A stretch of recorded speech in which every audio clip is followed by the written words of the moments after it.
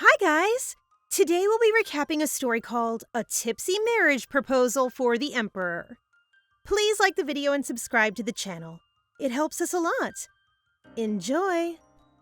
The community celebrates as the carriage carrying Elle, the bride-to-be, makes its way to the imperial palace.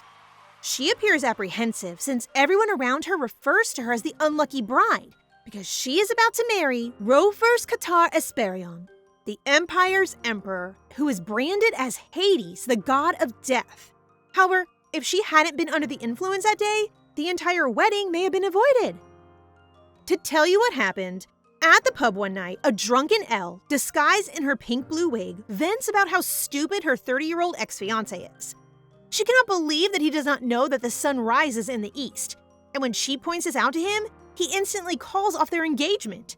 She's ranting to a man in a hood she doesn't know and begins to wonder if the man is a good or bad person. But her doubts quickly vanish when he starts offering her food and believes he's a kind person. Then she goes on to tell him more about her life and how she desperately wants to just return to the academy, despite the fact that she already holds a doctorate. Our girl is smart. When the man asks if she has any future ambitions to find a husband, Elle quickly replies that she despises both ugly and old men, but she isn't ruling out marriage, and if she does, she wants someone like Yeuro, who is smart and handsome. She's so drunk that she begins wobbling, yet she can't help but stare at her drinking buddy whom, despite hiding his face with a hood, she finds strikingly attractive. She likes the sound of his voice and the glow of his amber eyes, but she finds herself drifting off to sleep before she can continue her investigation of him. Concerned for Elle, the man gets up and tries to wake her up, and our tipsy girl has the bright thought that this lovely man would make a wonderful husband. Now that she thinks about it, he's charming, kind, and a wonderful listener. So she starts holding his hand, her eyes sparkling as she inquires whether he's in a serious relationship. And as soon as the man confirms he isn't, Elle suddenly proposes marriage to him. He's taken aback, and his expression changes to a worried one, so Elle, with her heightened confidence, becomes upset since it appears as though he doesn't want to marry her. He is concerned that she will not like him once she finds out his status, and by status, she assumes he's a commoner. So when he doesn't respond, she quickly cheers him up by assuring him that it doesn't matter that he's a commoner because she already has a title. She is an only child who desperately wants to settle down, have a family, and produce a beautiful heir. Thankfully, she is free from her ex-fiancé, who looks like a carp, or else she'll have carp-like children, since, let's face it, children take after their parents. He might not have status, but she is confident that his superb looks will eventually win over her parents. She waits for him to accept her proposal, but he doesn't, so she continues drinking and eventually staggers home completely wasted. He's concerned for her safety, but since he's been covering his face, Elle sees him as the most suspicious person there is. She takes off his hood to investigate, but she passes out before she realizes he's the emperor. She wakes up in her room the next day, still hungover, and has no recollection of the night before. She tries to remember what happened, but nothing comes to mind. And in her defense, she didn't drink too much, but became intoxicated because she hadn't had alcohol in a long time. Her maid gives her honey water, but doubts her story and wants to see the receipt to be sure she didn't really overindulge. Elle is surprised to find out that the pub didn't give her the bill, and it was a pub employee who transported her through the back door, with her wig still intact, thank goodness. She's now in her carriage, and her thoughts are still on the night before. Though she thanks the pub for taking her home, what concerns her the most is the thought that she may have caused some sort of mistake for which they are still calculating compensation, which is why she has yet to receive a receipt. Elle then goes to the party her friend Lorraine is throwing, and the two begin talking about Elle's broken engagement to Count Faceta. After that, she notices Lorraine looking tense, which causes her to assume that the Count must be spreading bad rumors about her. Elle is unaware that the Count has a complex about his lack of intelligence, so Lorraine informs her that while the Count's family is involved in trade, his younger cousin is now the head of their family business after the Count failed his foreign language test 3 times. And from what Lorraine has overheard, the Count has given his okay to get engaged with her so that he may benefit from her intelligence, seeing that Elle is the youngest student to ever enroll at the academy. Because of this, Elle is more confused as to why he decided to call off their engagement after she simply corrected him on the location of the sunrise. It looks like her carp-looking ex-fiancé wants a woman who is smart, but is also obedient to him, which is making her more furious. Lorraine tries to reassure her by saying that despite the Count's rumor-mongering, the public is more interested in the news that the Emperor is getting married. She's now back home earlier than her maid expected, since she's so tired of hearing the nobles keep on talking behind her back about the Count dumping her. Her maid then gives her the current newspaper, and she reads an article about the Emperor finally announcing his marriage after 7 years on the throne, and they call his bride unlucky. Though the Emperor hasn't revealed his bride's identity, there are rumors that the girl has long pink hair with light blue at the tips, which is exactly the same as what she used as a disguise. She quickly stopped reading the news and is currently in denial. She tries to convince herself that her recollection is incorrect and that her wig is a different color than what the newspaper has described. But when she checks the chest where she keeps it, she becomes pale when she sees that it matches the description completely. She recalls having a drinking buddy that night, but she is positive it was not the Emperor. She looks through several books for a portrait of the Emperor and suddenly realizes that the man she proposed to was indeed the Emperor. They call her the unlucky bride, but thankfully, the media could not find any information about her since they were focused on looking for a woman with colorful hair. However, she's still anxious since the papers have been talking about the Emperor's marriage for days now. She is now regretting getting drunk and attempts to recall her actions that night. And thanks to her sharp mind, she remembers that she did, in fact, act casually around him, have him serve her food, and brag about her social standing. What's worse is when she remembers the time she held his face, when she talks about their future together, and when she hugs him. She hates her good memory for remembering even the little details. This just proves she's really smart, lol. She starts rationalizing the situation and realizes all the Emperor did was announce his marriage, but the rumor that the bride is the colored-haired girl, aka her, is all just speculation. She thinks that there's a high chance that the Emperor was having cold feet about his marriage that night, so he went to the pub and met her. After reaching this conclusion, she feels better, and she is confident that the Emperor would not marry a drunk woman who proposes to him after only having met him once. Then she decides to accept her previous turned-down offer as an academy professor, since her plan now is to simply become an amazing scholar. Her mother enters her room and gives her the Empire's invitation letter to a ball, stating that all unmarried women must attend. The Emperor has never held a ball before, and what's concerning her more is the mandatory attendance, when suddenly her mother shares her excitement that it is a good opportunity to find a better fiancé. She isn't surprised that her mother would bring up the idea of marriage so soon after her failed engagement. After all, an older woman who isn't married has little worth. She isn't anti-marriage, since she understands that a woman with her ambitions needs a capable husband that can support her. So she smiles and agrees with her mother. Meanwhile, the Emperor is torturing a nobleman in his underground dungeon for betraying him. The man left documents in his room that are evidence that he is indeed planning something against the Emperor. So as the known Hades of the Empire, he kills him with no mercy. After that, the Emperor orders to track down every single relative of the man and have them executed with no exception. Okay, guys, I think he's the type who's only nice to someone he loves.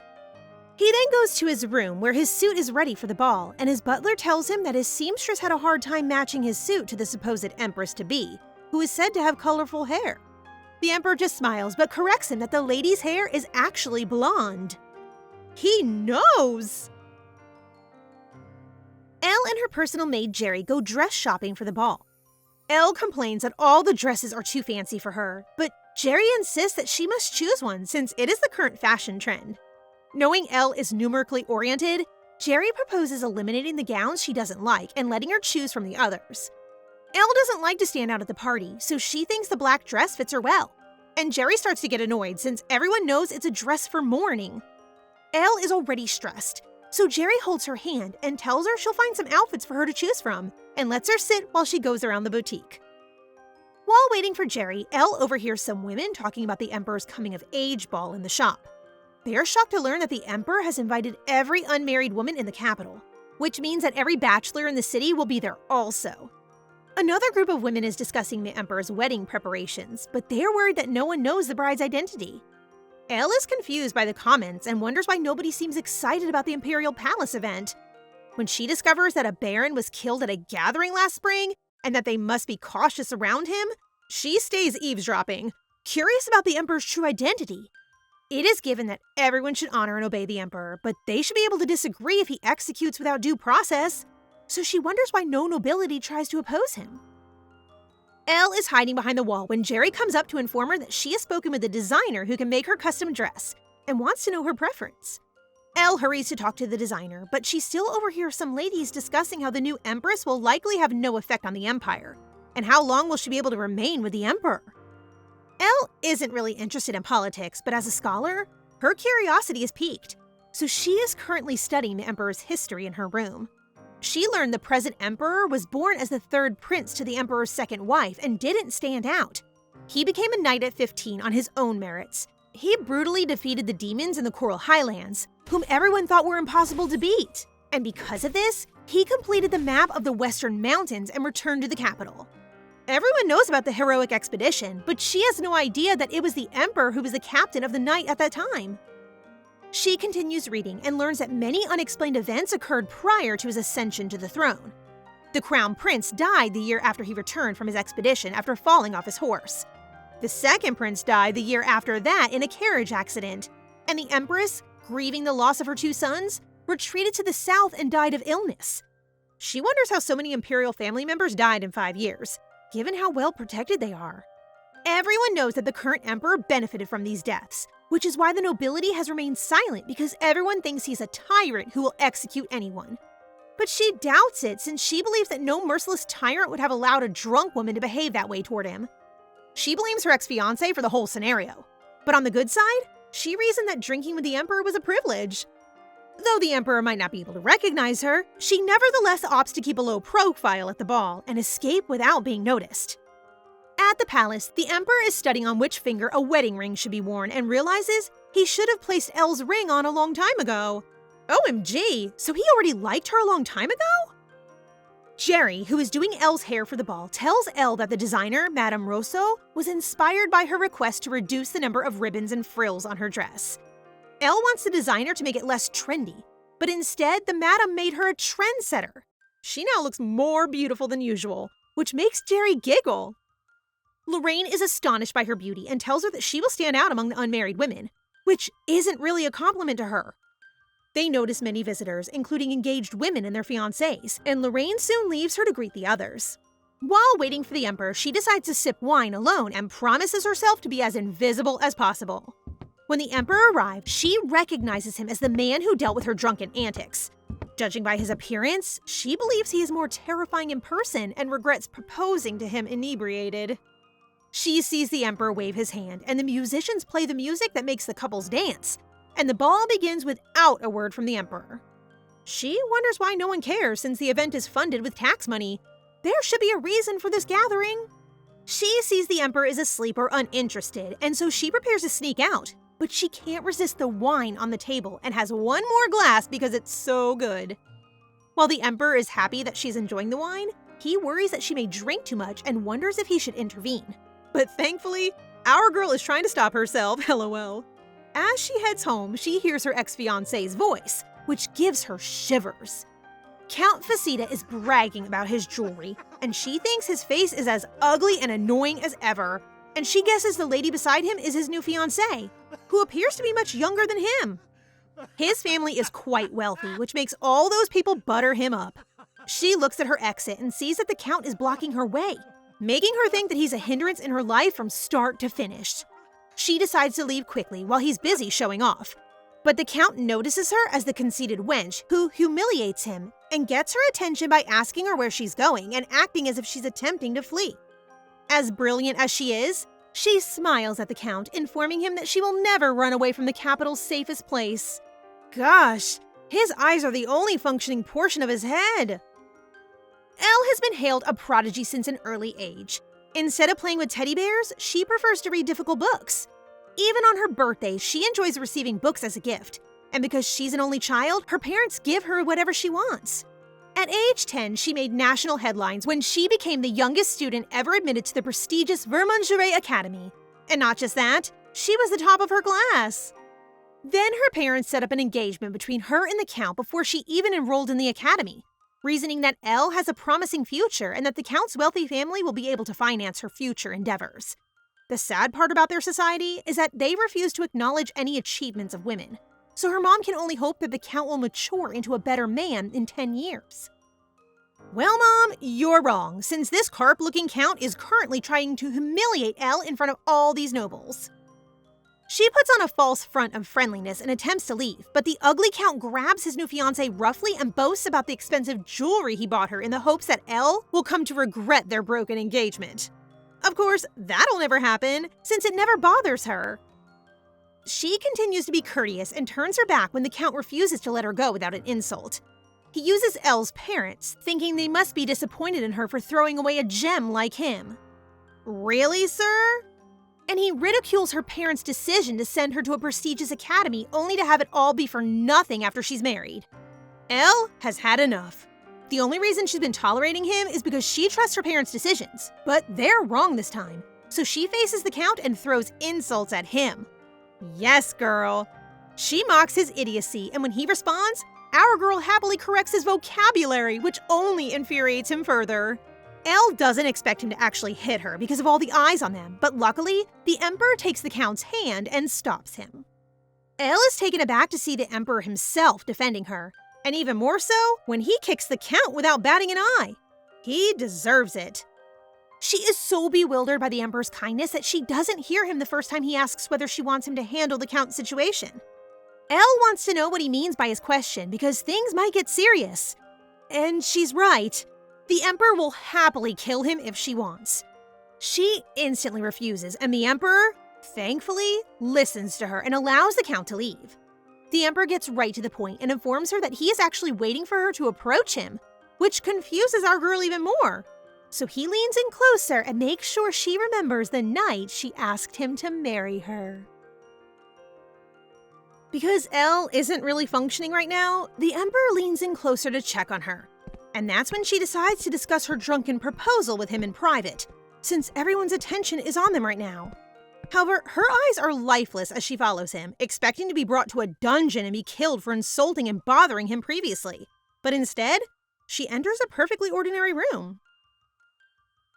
They are now drinking tea, and the Emperor explains that due to formalities and as someone who has been proposed to, he was unable to visit her. So he organized a ball to see her and to officially accept her marriage proposal. The Emperor is concerned that she may be drunk again because she has been seen holding a plate instead of sipping her tea.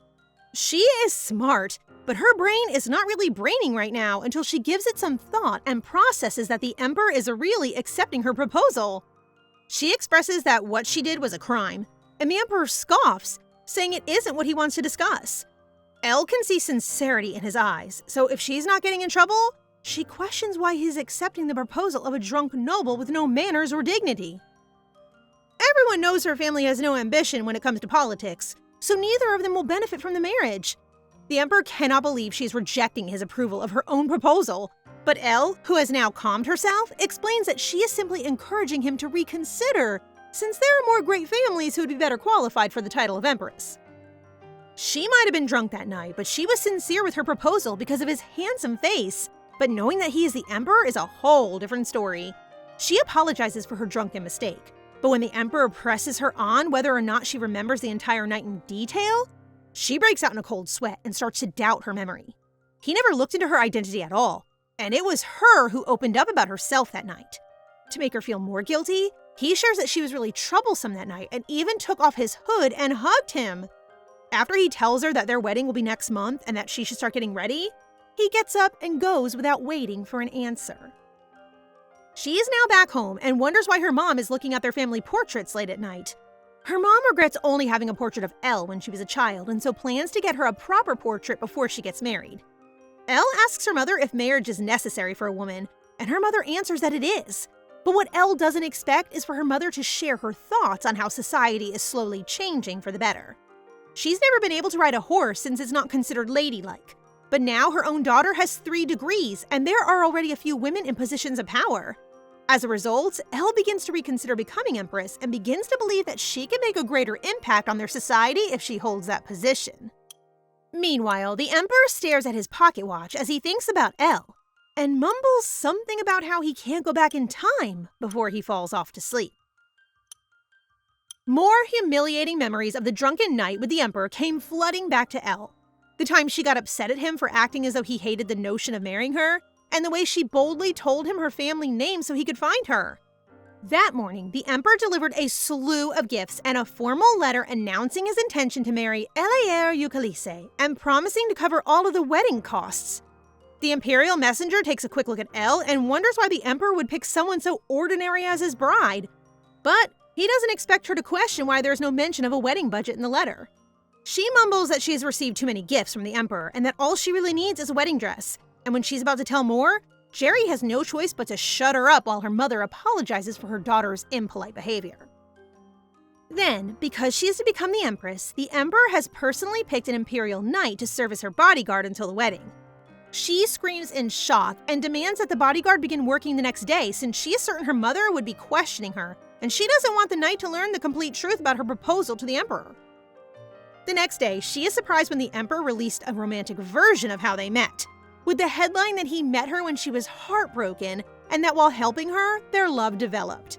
It is a given that her mother is mad at her for keeping her engagement with the emperor a secret, but it looks like her mom isn't happy with the whole wedding situation. This is because a marriage between nobles can be annulled. The parties may incur losses, but that is all. However, marrying the emperor is significantly more perilous. Given the emperor's reputation, her mother fears that she will face difficulties not only as his wife, but as the empress.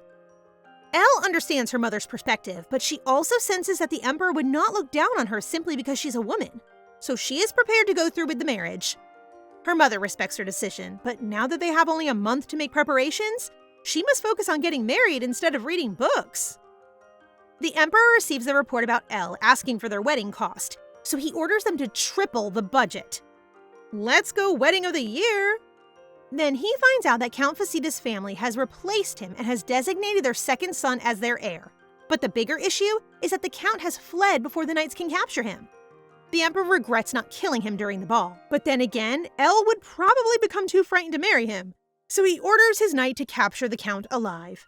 He is not wrong, since the wanted Count has set his sights on Elle's murder as a form of revenge. Today, Elle looks more tense than ever, as she doesn't know why the emperor called her to the palace to have tea.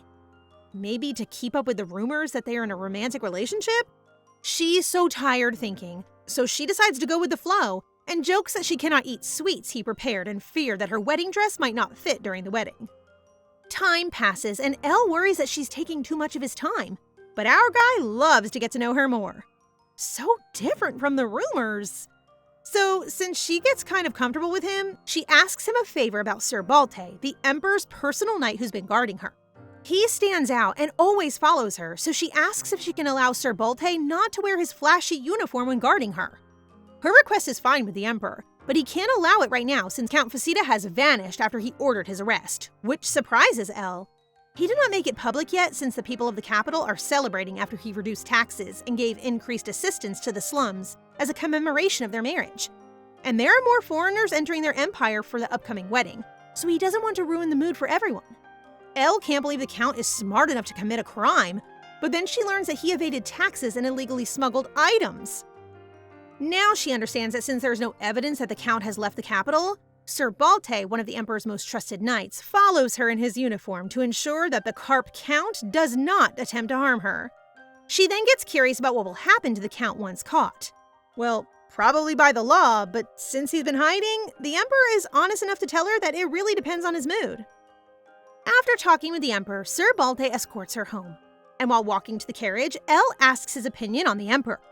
She initially doesn't believe him when he says the Emperor is a good person, but after he begins to gush about the Emperor's great strength, she realizes he must really like the man. She also learns that Sir Balte was one of the knights under the Emperor's command during the West Expedition.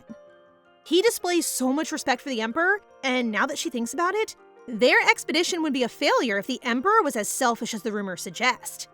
Perhaps he is trying to rid of his tyrannical reputation by marrying her, and she's taken note that he hasn't been very rude to her so far, making her wonder who the Emperor really is. Meanwhile, Count Facita is negotiating with a hired kidnapper to abduct Elle. The man initially refuses because of the current state of security in the Empire, but after the Count offers him more money, he eventually gives in. The Count smirks and orders him to ensure that Elle's carriage stops at his chosen site, and that it doesn't matter if the lady has a bodyguard, because he can take him down with his special weapon. The next morning, Sir Balte tells Elle that since she has to go out to check her dress, it's probably best if they return home for dinner. He explains that even though the security has been stepped up in the Empire, no one can predict what might happen, and so he asks about her schedule for the entire day, which makes her feel uncomfortable. Elle appreciates his help, but he takes the whole business of protecting her very seriously. However, Sir Balte is still unfazed and really wants to know her schedule so he can protect her properly. Elle thinks it's better for her to get used to being around him, and she's sure that Sir Balte is also trying to endure his task of protecting a woman who isn't even an empress yet. She's all over the news now, and especially now that Count Faceta hasn't been caught, she needs to bear with the heightened security around her. Seeing something out of the ordinary, Sir Balte inquires about the coachman. The substitute says that the regular coachman is sick and he's filling in for the day. Sir Balte instructs him that they aren't riding in an imperial carriage for the security of the lady, and he warns the new coachman that if word gets out, he will be punished. The panicked coachman realizes that Count Faceta has been telling lies, and that the woman he plans to kidnap is not just any woman, but the future empress. Elle and Jerry walk to the carriage as Jerry gushes about how excited she is for her, while Sir Balte helps Elle into the carriage and tells her that he will be following her in a separate carriage. And Elle thanks him while telling him that she still can't believe that an imperial knight is following her. The coachman overhears their conversation and believes his task will be more difficult now that an imperial knight is with them. However, he cannot back out now since he already took the money, so he intends to quickly take care of the maid and run away, caring little for what happens next. The designer at the store takes care that Elle is comfortable and the dress is a good fit. The designer tells her that she toned down the decorations at her request, but since it's a wedding dress, Jerry thinks it's good to make it look more luxurious. Elle agrees that the dress does indeed look like a wedding dress, and the reality of her upcoming marriage to the nation's emperor is beginning to set in. Seeing how happy Jerry is makes her sad, since she knows she won't be able to see her once she moves to the palace. After everything is settled, Elle wants to head home quickly, but she spots Count Faceta at the corner and yells, prompting Sir Balte to run to check the area. Finding no one, he orders that they should head back to the estate, assuring her that it would be difficult for someone to hide there without training. So perhaps she mistakenly saw someone. The knight still thinks it is better to be cautious, and they start heading back. While in the carriage, Elle still wonders if who she saw isn't the Count. She worries that someone else is after her. During this time, Count Faceta is making plans to launch an attack, and he can't wait to get his revenge on Elle. Jerry is ecstatic for Elle as they ride in the carriage, remarking that she will look stunning in her wedding dress next to the Emperor. Elle finds it amusing that Jerry's more thrilled than her. Of course she is, since if she had wed Count Faceta, she'd have to comfort her on a daily basis while she beats her chest in wrath and raise a child that looks exactly like him. And they share a hearty smile at that thought. As they were conversing, the carriage came to an abrupt halt, and they were both jolted. Sir Balte knocks on the door and asks if she is all right before explaining that the wheel had broken and that they would have to fire off a flare to signal for aid. He then told her to remain inside the carriage for her own protection. She questions his explanation for the wheel's unexpected failure after functioning normally that morning, and he shares her suspicions. Following the strange events of the morning, he provides her with a flare and a dagger as a precaution. Sir Balte checks on the coachman who's fakely repairing the carriage's wheel when suddenly, Count Faceta attacks him from behind just as he's about to release the flare. Jerry suspects something is wrong when she doesn't hear them reinstall the wheel. Elle assumes that the area is now quiet after the flare was shot, so she and Jerry discuss their next move. Suddenly, there's a knock at the door, and whoever it is instructs her to step outside. He introduces himself as the coachman, but Jerry recognizes his voice as being different from the one she heard that morning, causing them to tremble and knowing that something has happened to Sir Balte. In an effort to hide the dagger and flares, Jerry lets Elle's hair fall behind her, when the window shatters and Count Faceta emerges, commanding her to come out. Jerry tries to protect her, but Faceta pulls her hair and knocks her to the ground. He then grabs Elle's wrist and pulls her out of the carriage, blaming her for what happened to him now. Elle is surprised that Faceta can overpower an Imperial Knight and is concerned about Jerry's safety. She chooses to risk her life by fighting back against him, telling him he's a wanted man and wondering whether that's the sole reason for the kidnapping. But Faceta, enraged, blames her for his fate of not becoming their family heir. She can't believe he becomes so strong like a beast, making her wrist on the verge of breaking. Luckily, she is able to reach the dagger with her other arm, which Jerry hides behind her dress. Despite having her life at stake, she keeps worrying about what happened to Sir Balte and Jerry's safety. If the rescue team comes, she is certain that they will prioritize her safety over Jerry's. But she's like a sister to her and won't let that happen. She musters the courage to talk back to him, demanding to know why he blames her when he is the one who caused the destruction of his life, and hits him with the dagger before running away to the forest to lure him away from Jerry. The Count's magical ring shines as he becomes enraged, and the markings on his face emerge, suggesting that he is really serious about killing Elle. Her heels have been causing her to run with foot pain for a while now, since the Count just won't stop chasing her. She is already exhausted and wishes she had spent more time exercising instead of studying. She can't believe the Count is able to keep up with her, as if the Count were under the influence of something. You're not wrong, Elle. She just doesn't notice, but the Count has a power increase, and his face has some strange markings from the ring he's wearing. They hit a dead end, and she has nowhere to run, but our girl isn't giving up. She faces the Count and successfully lights the flare. Hopefully someone will come soon and save her. She is trapped, but she still tries to intimidate him by saying that he will be arrested regardless of whether or not he murders her. Unfortunately, the Count isn't thinking clearly and chokes her. He is prepared to die, but before that happens, he wants to cause her as much suffering as possible, so he punches her, causing our poor girl to fall to the ground. She's so brave that she still keeps making fun of his idiocy, and the wicked Count keeps slapping and stomping her for it. She lies there helplessly, receiving all the strong kicks from the Count, but even so, she still finds it strange how physically strong the Count now is. Even on the brink of death, Elle is such a wonderful person, as her mind still worries about Sir Balte's condition and Jerry, whom she hopes has been rescued by the knights. She then remembers her wedding with the Emperor and finds comfort in knowing that at least she will die engaged to the most powerful man, instead of the carp-looking evil Count. I'm so amazed that she isn't even crying.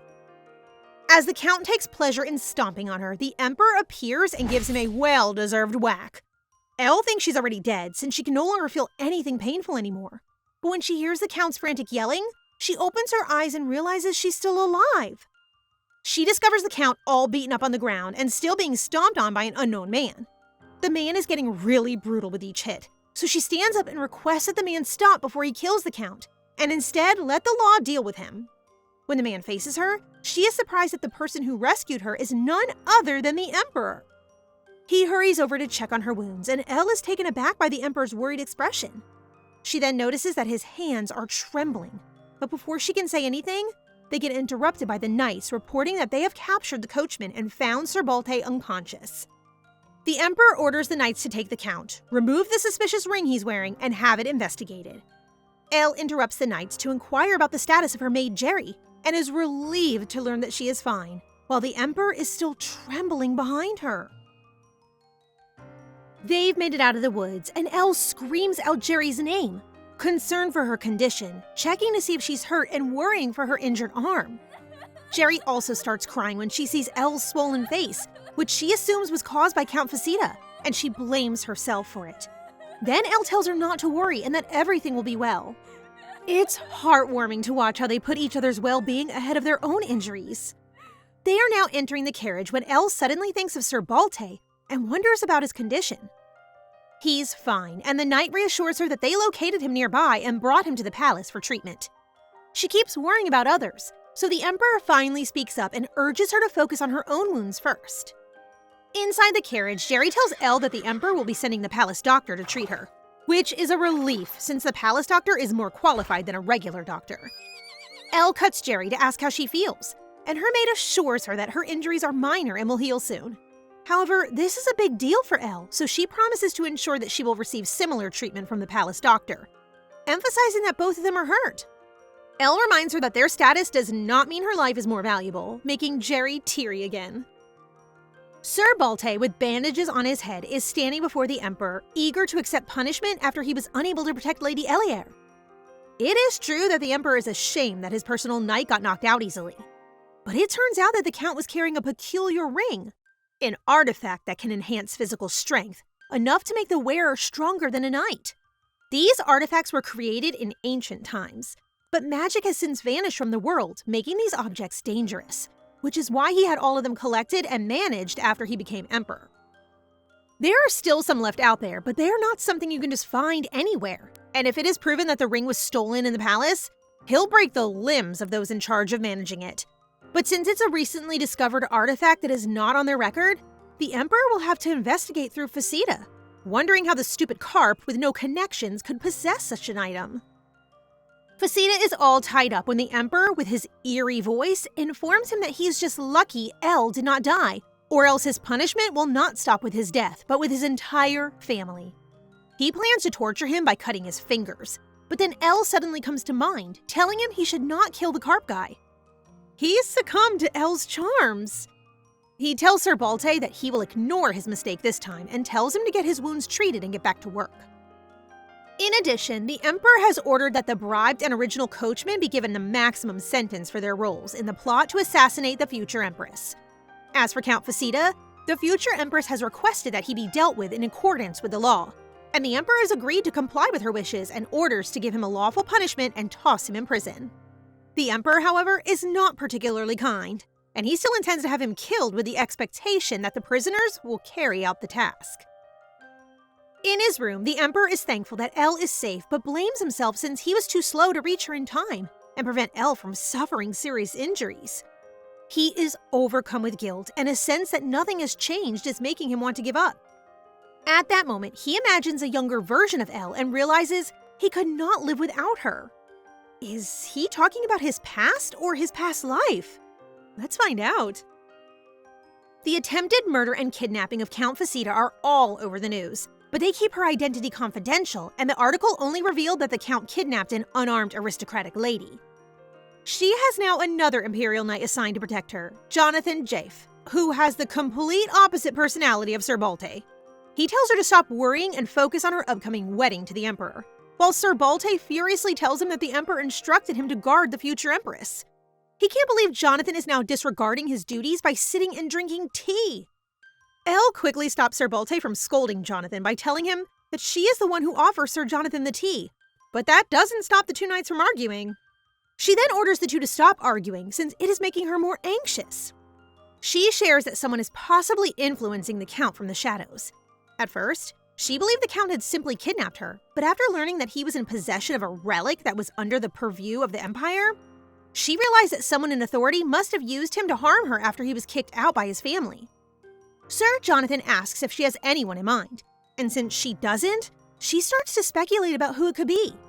However, she refrains from asking for their input because she is confident that they will never betray the Emperor's trust or provide her with any information that is forbidden by him, which Jonathan finds interesting. She then decides to go to the library, and while they are walking, Sir Jonathan asks for her thoughts on the Emperor, and she ponders for a while before telling him that she knows he can hold his liquor, but the truth is, she doesn't know him well enough to say anything else. Before she enters the room, she asks them the same question he asked her earlier, and she wonders if the Emperor is someone who is capable of loving another person. As she closes the door behind her, she reflects on her thoughts for the Emperor and blushes, since in her opinion, he's a weirdo who accepted a drunk woman's proposal, but truly, she has no idea what's going on in his head. Elle thinks that after the wedding, she will live in the palace. She is confident that the Emperor will not neglect her, but she does not expect him to go out of his way to help her. She begins her research on all the main noble families involved in politics and the potential threat to her safety in the palace. She is unsure that her knowledge alone will keep her safe living alone in the palace without a single person on her side. She realizes that nothing about her future is certain, and she begins to worry about whether or not the Emperor will save her life if it is ever in danger again. She smacks the table, urging herself not to be crazy, and believes that she is only experiencing pre-wedding jitters. The next day, she is amazed that her designer prepares so many outfits for her, and her mother takes all her books about the imperial family away from her to help her relax as her wedding day approaches. And she takes the time to have her family portrait done. Time sped quickly, and the big day arrives, and Jerry, as usual, is overjoyed for her, telling her that she looks absolutely dazzling today. During the Age of Magic, the Esperion Empire's founding emperor, Esperion, slew all the malicious dragons and demons and unified the land. The people exalted him as a blessing from the sun god, and as if to prove this belief correct, his descendants were occasionally born with the sun god's mark. Any emperor bearing this symbol was known to bring prosperity to the empire, although history is created and glorified by the victors. The current emperor, Rofers Catar Esperion, likewise wears the sun god's symbol, but people call him a tyrant and vicious murderer. After her preparations, Sir Balte and Sir Jonathan, who did not forget to compliment how beautiful she is in her wedding gown, are now escorting her to the palace. Then, Elle looks around but wonders why Jerry is not there to greet and compliment her as she always does. The servants force Jerry to come out, but she's really hesitating since she doesn't want Elle to see her crying. She's happy for Elle, but Jerry is sure that since she's going to be the Empress, a commoner like her will never be able to see her again. Elle is surprised to hear her lovely maid's thoughts, but she assures her that she will still come home from time to time. Then her mother comes in, possibly smiling, but definitely heartbroken to say that this could be the final time she will see her daughter, since after marriage, Elle has to live in the palace and form her own family.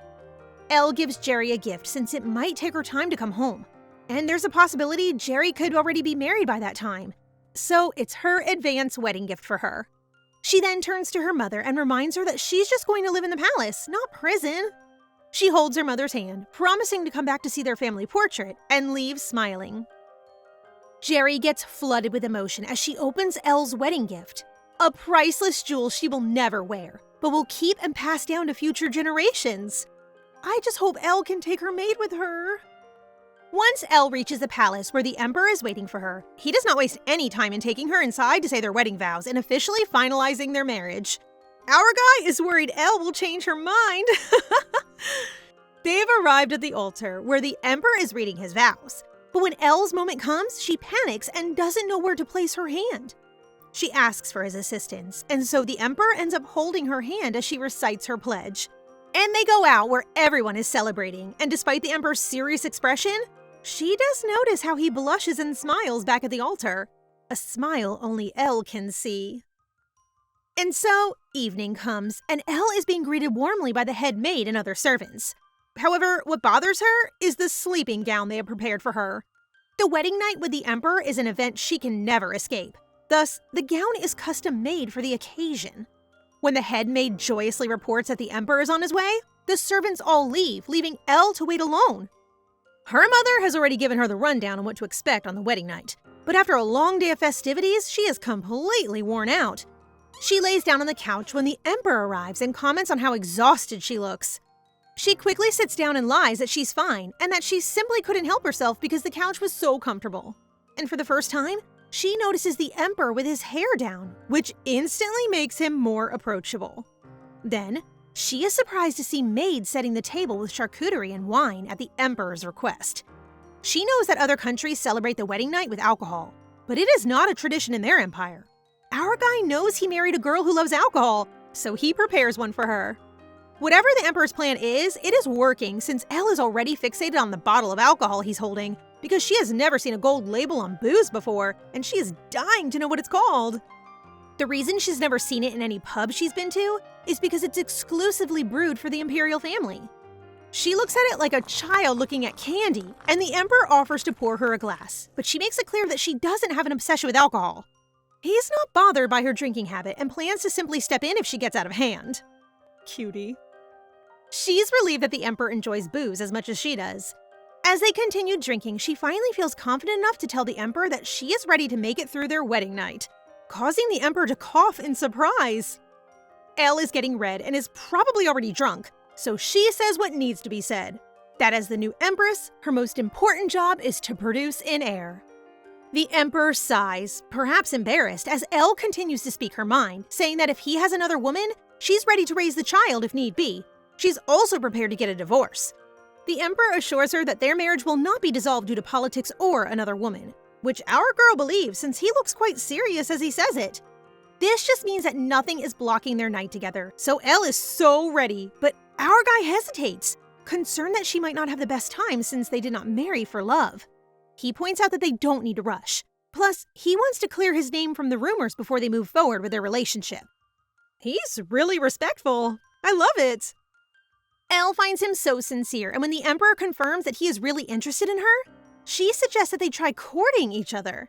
Despite the fact that they are legally married, her smart mind devises a way for them to become closer through dating.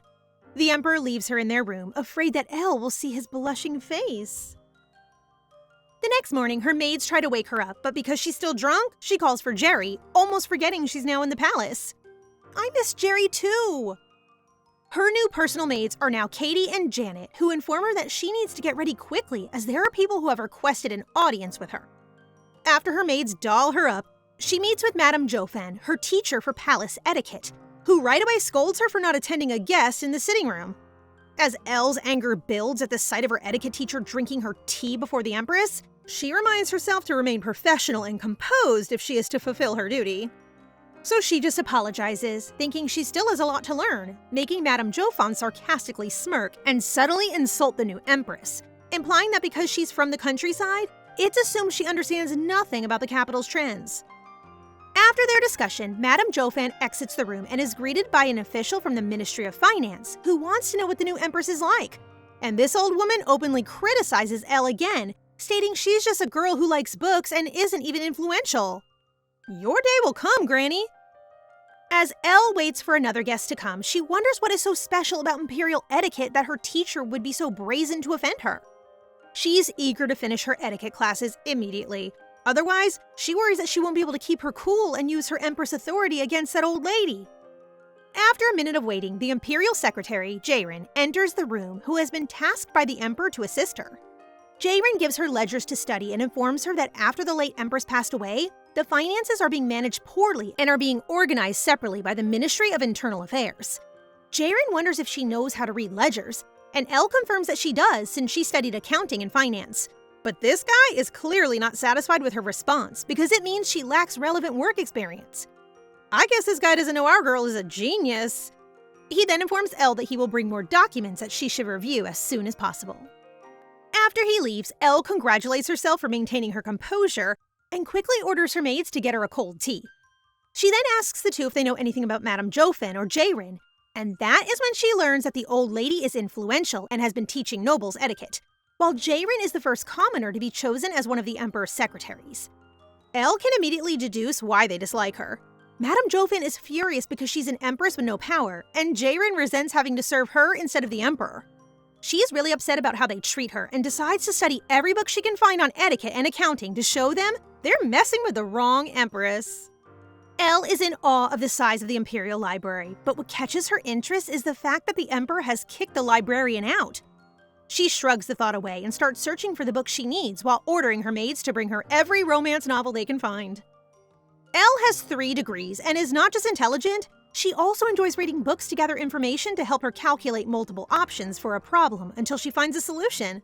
However, there was a single subject that she simply could not grasp: relationships and love. She can simply memorize the etiquette rules while studying the various financial structures of the Imperial Palace since she's already an expert in money. But since she knows nothing about romance, learning about it is now her top priority so that she can begin courting the Emperor. While she's doing her research, the Emperor arrives without notice and starts reading her notes. She quickly orders Katie to leave before she hears anything else that can make her question their relationship. Now that they're alone, she wants to tell him about the findings of her study on romantic relationships. When the Emperor goes to sit down in front of her, our girl suddenly becomes very serious and suggests that he sit next to her instead, on the grounds that they are now lovers. Even though he doesn't think it's essential, he gives in to his wife's demands. He then reviews the data Elle got from the novel she's reading, and according to it, there is a 62% chance that an ex will emerge and a 47% chance that someone good will become bad in the end. But what catches the Emperor's interest is her research on the second male lead. She takes a very analytical approach to her problems. From what she has read, there are cases where the second lead will become the real protagonist, and the thought of it changes the mood of the Emperor. He rips her research paper, saying that the information is useless and they should just focus on reality. He assures her that he is committed to their relationship, promising her that no other woman will be the source of their problems. Then he smiles at her while saying that he will apologize as often as she likes if they ever have an argument. Only a softie to his girl. Elle can't stop blushing while looking at him, but then points out that her research isn't at all useless, since she learns that as a couple, they should start using endearment. But since they are still trying to get to know each other, both of them agree to call each other Elle and Rofer. They then go out for a walk, and she loves that even though the Emperor doesn't talk much, he's really a good listener to her. The day ends with so much enjoyment that she forgot to ask the Emperor about the librarian. She intends to ask him the next time they meet, so for the time being, she is researching the documents Jairin handed her and discovering that they are extremely outdated. Janet and Katie are concerned about the Empress because she isn't eating enough, and they assume she doesn't like the food. So Elle reassures them that the food is one of the best things she likes about living in the palace. She does, however, want to inform them that she may not eat much and will only have a light lunch because she has a lot of work to do. She decided to call Jaron and let him know that after checking the paperwork, she realized that he had made several mistakes. Jaron doesn't seem to understand her, so she goes into more detail about the numerous errors in the documents he gave her. She knows he is seen as a capable assistant by everyone, so she instructed him to review the paperwork once again and bring it to her after the necessary modifications have been made. To prove that Elle isn't just saying this to overwork him, she visited the library in search of answers, where she found the most up-to-date materials on the topic. Our genius Empress can't let any mistakes get through. However, getting angry isn't her style, so with a bright grin on her face, she requests that he read over the papers once again before she signs them. Jaron acknowledges his error with composure, which surprises Elle at how easily he takes responsibility for it, only to be taken aback again when he snatches the documents away from her, swearing never to make another mistake and calling her Majesty with a pissed expression. The nerve to act so disrespectfully before the Empress! But now Elle knows that Jaron really has no intention of working with her in any way, and this realization has made her very sad. Though perplexed, she tries to brush off his displeasure with working with her because there's nothing she can do about it, and decides to focus on her work, which is similar to the duties of any married noblewoman, which is going through the list of expenses associated with keeping the Empress's palace in order, as well as the cost of banquets and decorations. She also finds paperwork pertaining to humanitarian work, but then she comes across something unusual. There are documents pertaining to welfare centers. Finding a status report on small-town development surprises her even more because she feels that she shouldn't be handling that kind of paperwork. She thinks about it for a bit, then concludes that the documentation associated with this national infrastructure project belongs to the Emperor. She goes up to Jaron and accuses him of giving her documents that were meant for the Emperor. But Jaron claims that everything he handed her came directly from the Emperor, leading her to doubt the Emperor is genuinely delegating decision-making authority to her. At that moment, Katie knocks on the door and announces that the Emperor has arrived and it is time to take a break from work. The Emperor invites her to lunch, so she tells Jaron not to overwork himself while she's gone. However, the thought of checking the receipts for banquets and clothes makes Jaron squirm with frustration. He finds it strange to manage 5 years' worth of a woman's work and wonders why he must serve a helpless empress who is nothing without his majesty. Goodness, the Emperor you admire looks up to the girl you're talking down to. Elle happily informs her husband that she was surprised that he arrived earlier and calls him Rofer.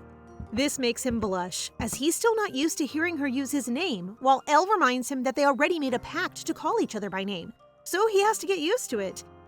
As they stroll along, Elle asks Rofer why he put Jaron in her office, and Rofer can only assure her that Jaron will be a great help. Then, he recalls a different Jaron, perhaps from a previous life, who serves under Elle, but his thoughts are cut off when Elle becomes curious about something else.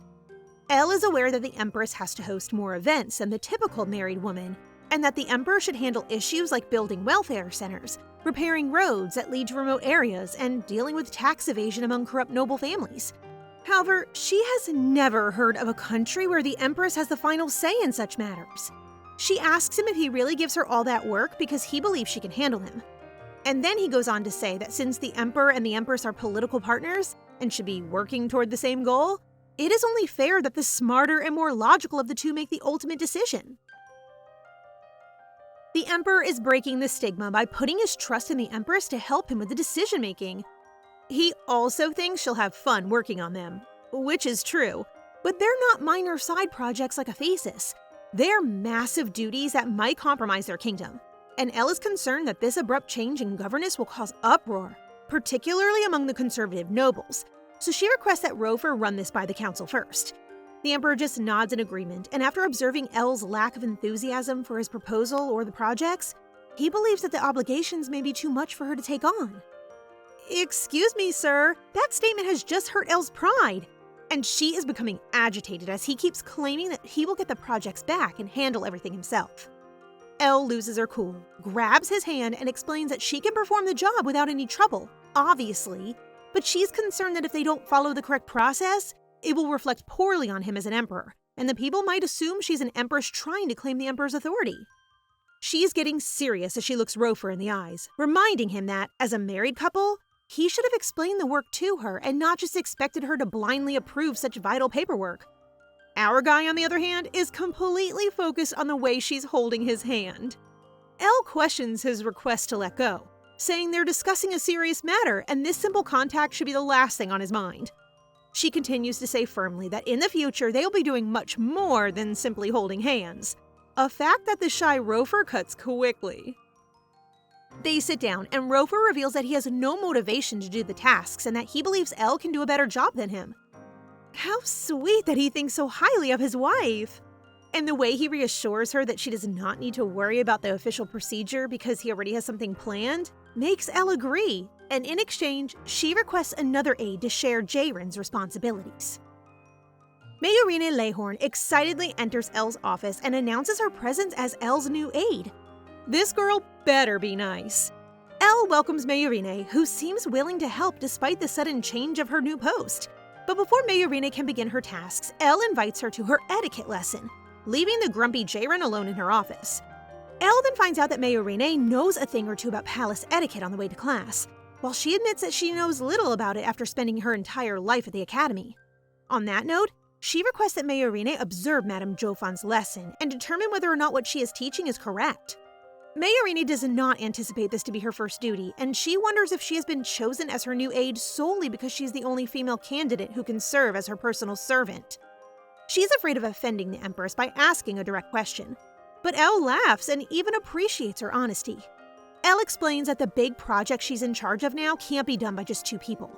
So she reviewed all the test scores of all the candidates without looking at their family name or gender. And it just so happened that she was the one who stood out.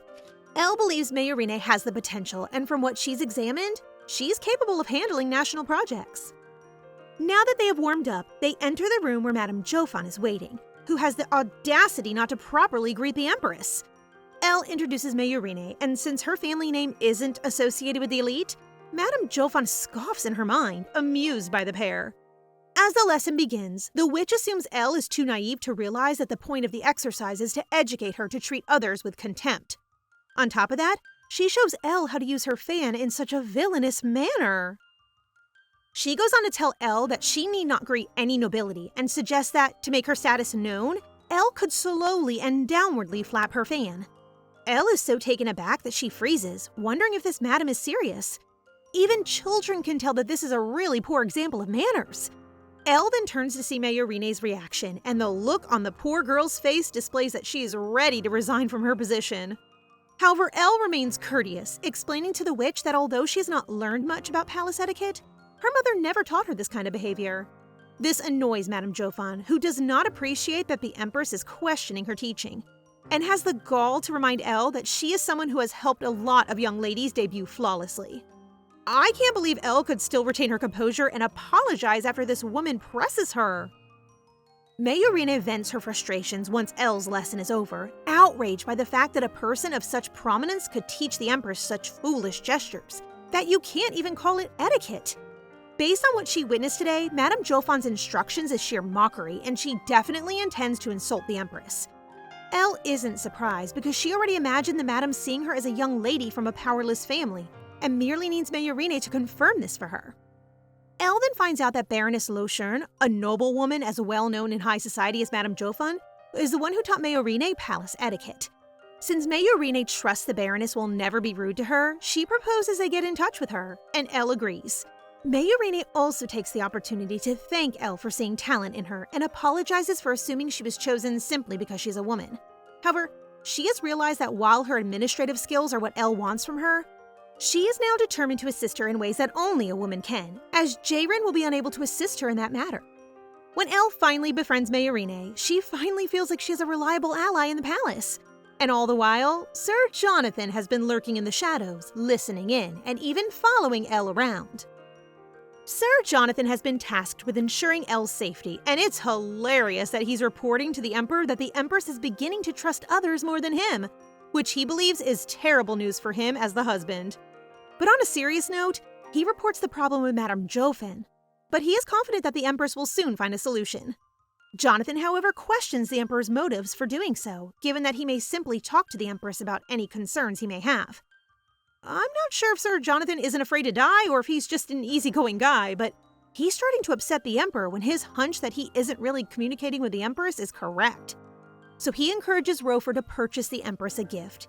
And you can truly see that Rofer loves Elle, since he agrees with Jonathan's suggestion and asks for his input on what to give. Meanwhile, Elle and her staff are still diligently at work in her office, where she has discovered a huge number of miscalculated but approved fundings.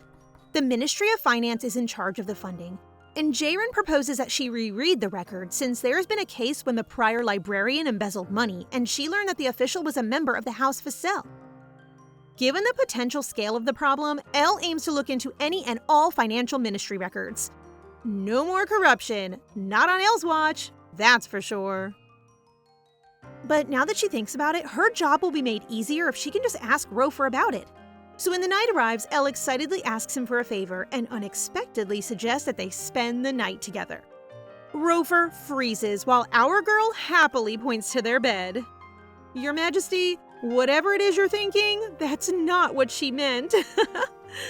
Rofer has no option but to lie down at Elle's urging, but he is confused as to why she suddenly proposed that they share a bed. Elle corrects him, saying that this is exactly what is supposed to happen. After all, the news stated that they are in a loving relationship, so sleeping in different rooms after their wedding may appear odd. Elle starts to doubt if he's actually serious about their relationship because of the way he's questioning this very normal thing, prompting Rofer to sit down and reassure her that he is. Then he tries to set the mood by gently pressing Elle to lie down and warning her that while she merely intends to sleep together, as a guy, he may try to do something more. While he is on top of her, Elle begins to understand what he means and blushes as she compliments his good looks. You may think she's trying to be romantic as well, but she just sees it as part of her duties and starts to have thoughts about how beautiful their first child will be with Rofer's genes. She smiles and gives him permission to create an heir with her. But this is clearly not what Rofer wants, so he sighs and backs away. Girl, put your heart before your head for a change. He just wants her to love him, and they can settle the heir issue whenever it comes up.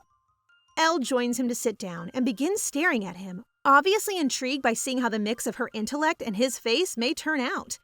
Normally, mothers would want their children to resemble them, but Elle believes that her brain is what the child should receive from her. Okay, nothing is going to happen tonight, so Elle suggests that since they're dating, they may use this time to talk about anything. They both get comfortable on the bed, but as soon as Rofer looks at her, she's fast asleep. This girl, really? After having trouble sleeping, Rofer chooses to relax on the couch where he urges himself not to give in to happiness just yet. Then, he begins to recall a younger version of Elle and him when he was still a crown prince, and she tells him that with his beauty, he should start to marry someone. Rofer, however, is doubtful that this will ever happen, as he is just another scoundrel and believes that not even Elle would want to marry someone like him. This makes Elle chuckle, and if given the chance, she would happily marry him, claiming that his good looks are enough and that, thanks to her intelligence, she can provide adequately for them both. However, because Elle already has a fiancé, she can only promise that if her engagement falls through and he isn't married by then, they can marry. Rofer appears to know Elle more personally and understands that she always chooses what is best for everyone.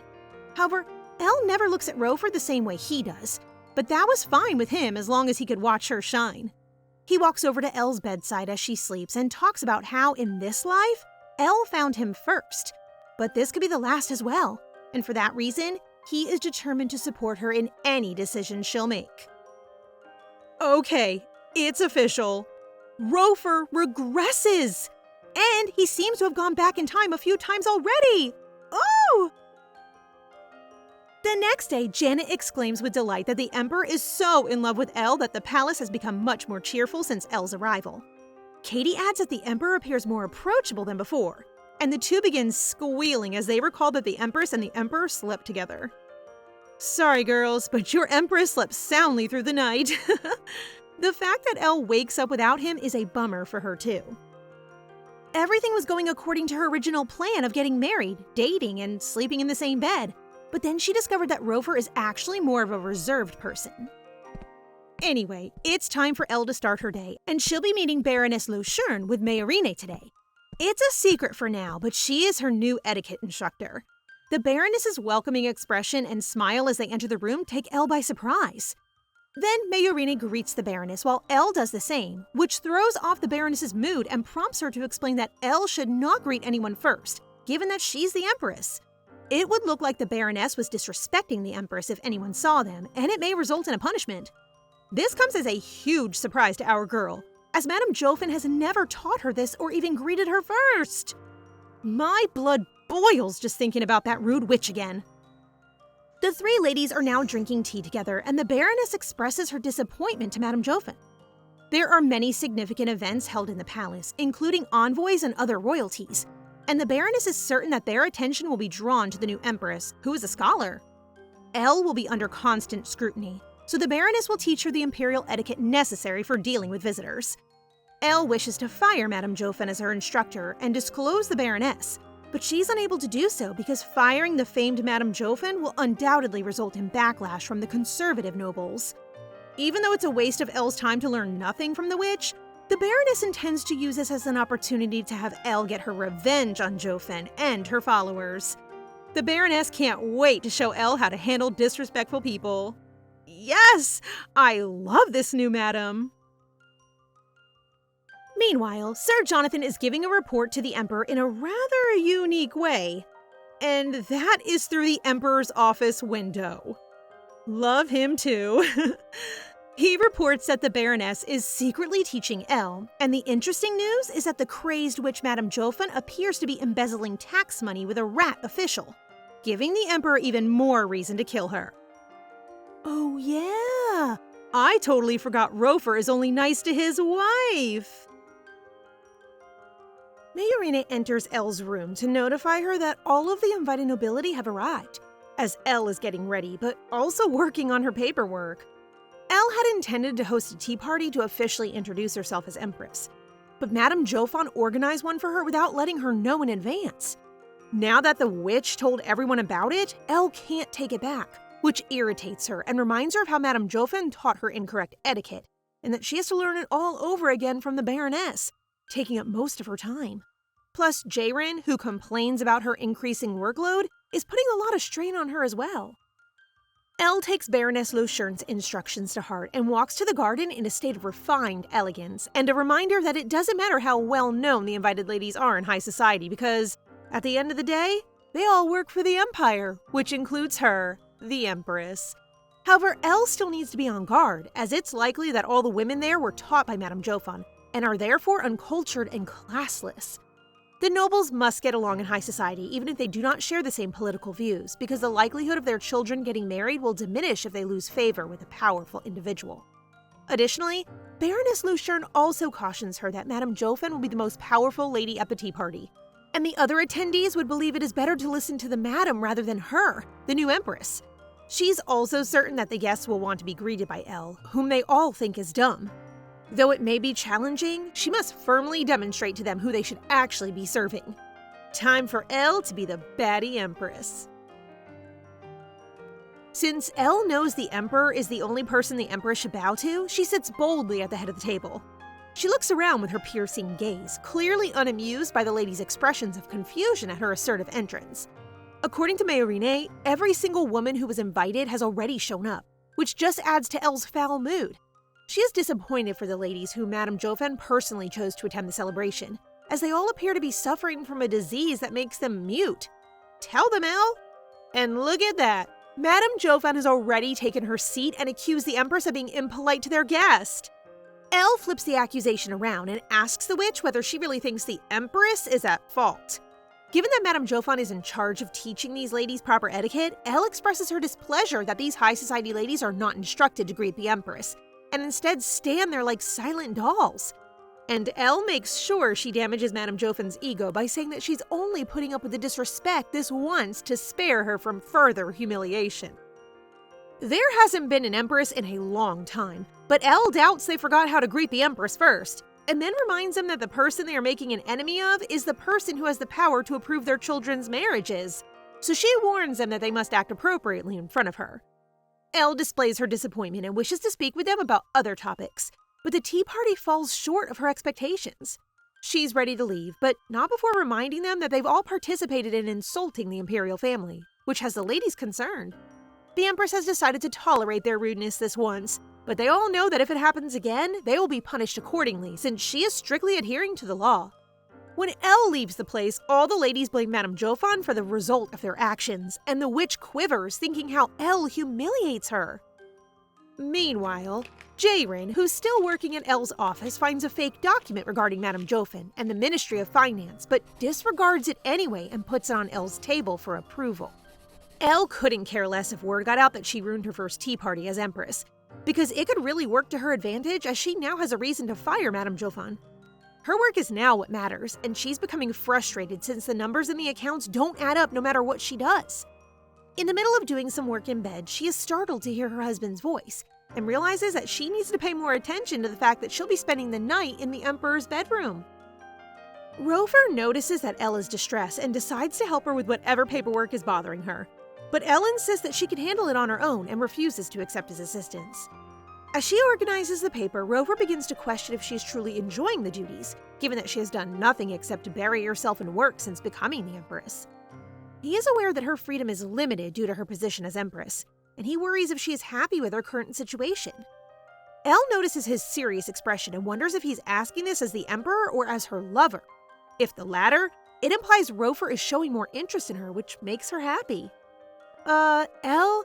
It should be obvious by now. She's thrilled to see how things are progressing between them and hopes to discover more about Rover tonight. Although, it seems unlikely given that he doesn't have any hobbies. However, he does his best to open up and reveals that he spent much of his youth on the battlefield, slaying enemies and killing those who oppose him.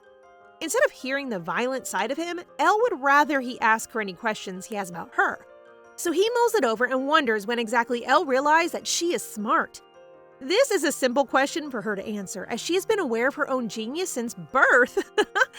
Even though she was just joking, Rover is aware of the infamous article regarding her status as a child prodigy, which brings back memories for Elle. She is thankful that her parents let her enroll in the academy, and her only regret back then was getting engaged to that carp guy. As Rover listens to Elle, he is reminded of Jonathan's suggestion that he buy a present for his wife. Based on his observations, Jonathan concludes that the Empress is not materialistic and recommends that the Emperor ask her directly. Now is Rover's chance to show his appreciation for Elle's hard work, so he does his best to inquire if there's anything specific she'd want. But even a genius like Elle can't seem to pick up on the subtle hints that he intends to shower her with presents. Jewelry? She has many items that she has not yet put to use. A new outfit? She has a lot. When Rover begins to sound frantic, Elle finally realizes that her husband is trying to give her a gift. Rover looks aside, then back at Elle with a blush to prove that he is, making Elle's heart skip a beat with his adorableness. Simply looking at him flustered makes her so happy that she can't contain her excitement any longer, and she has to embrace him. From what she's studied, people who are dating should be honest with each other, and the fact that Rover communicated with her makes her feel giddy and says he can gift her a book, any book.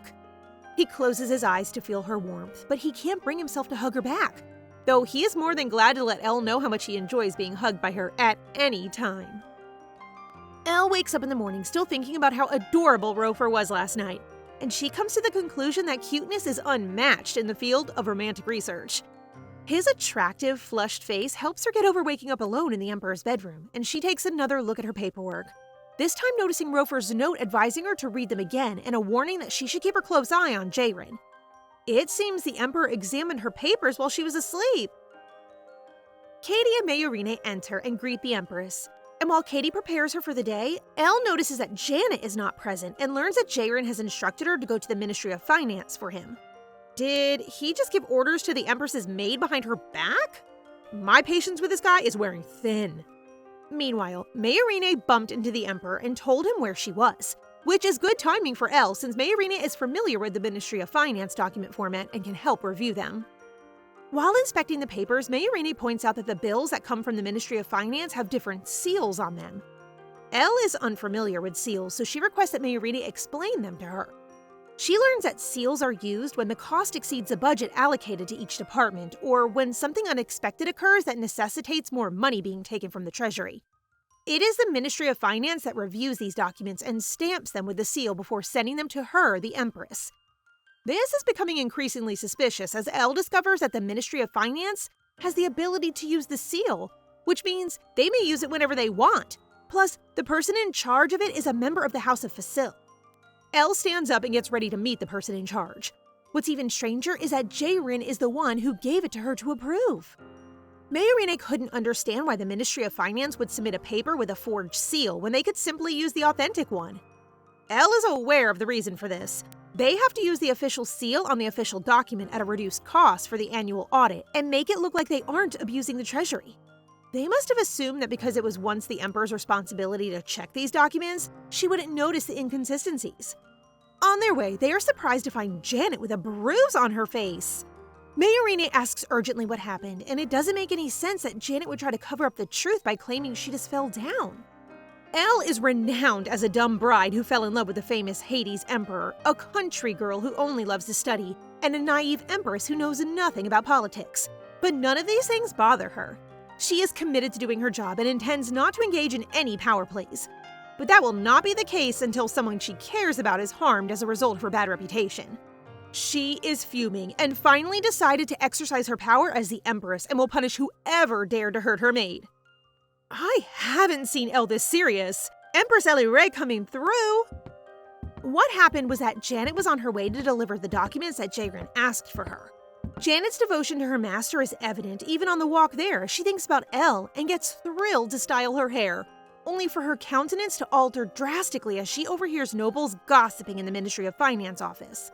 Infuriated that Elle isn't submissive, they badmouth the Empress and even label her a country wench who is ignorant. So much so that Janet is unable to enter the office.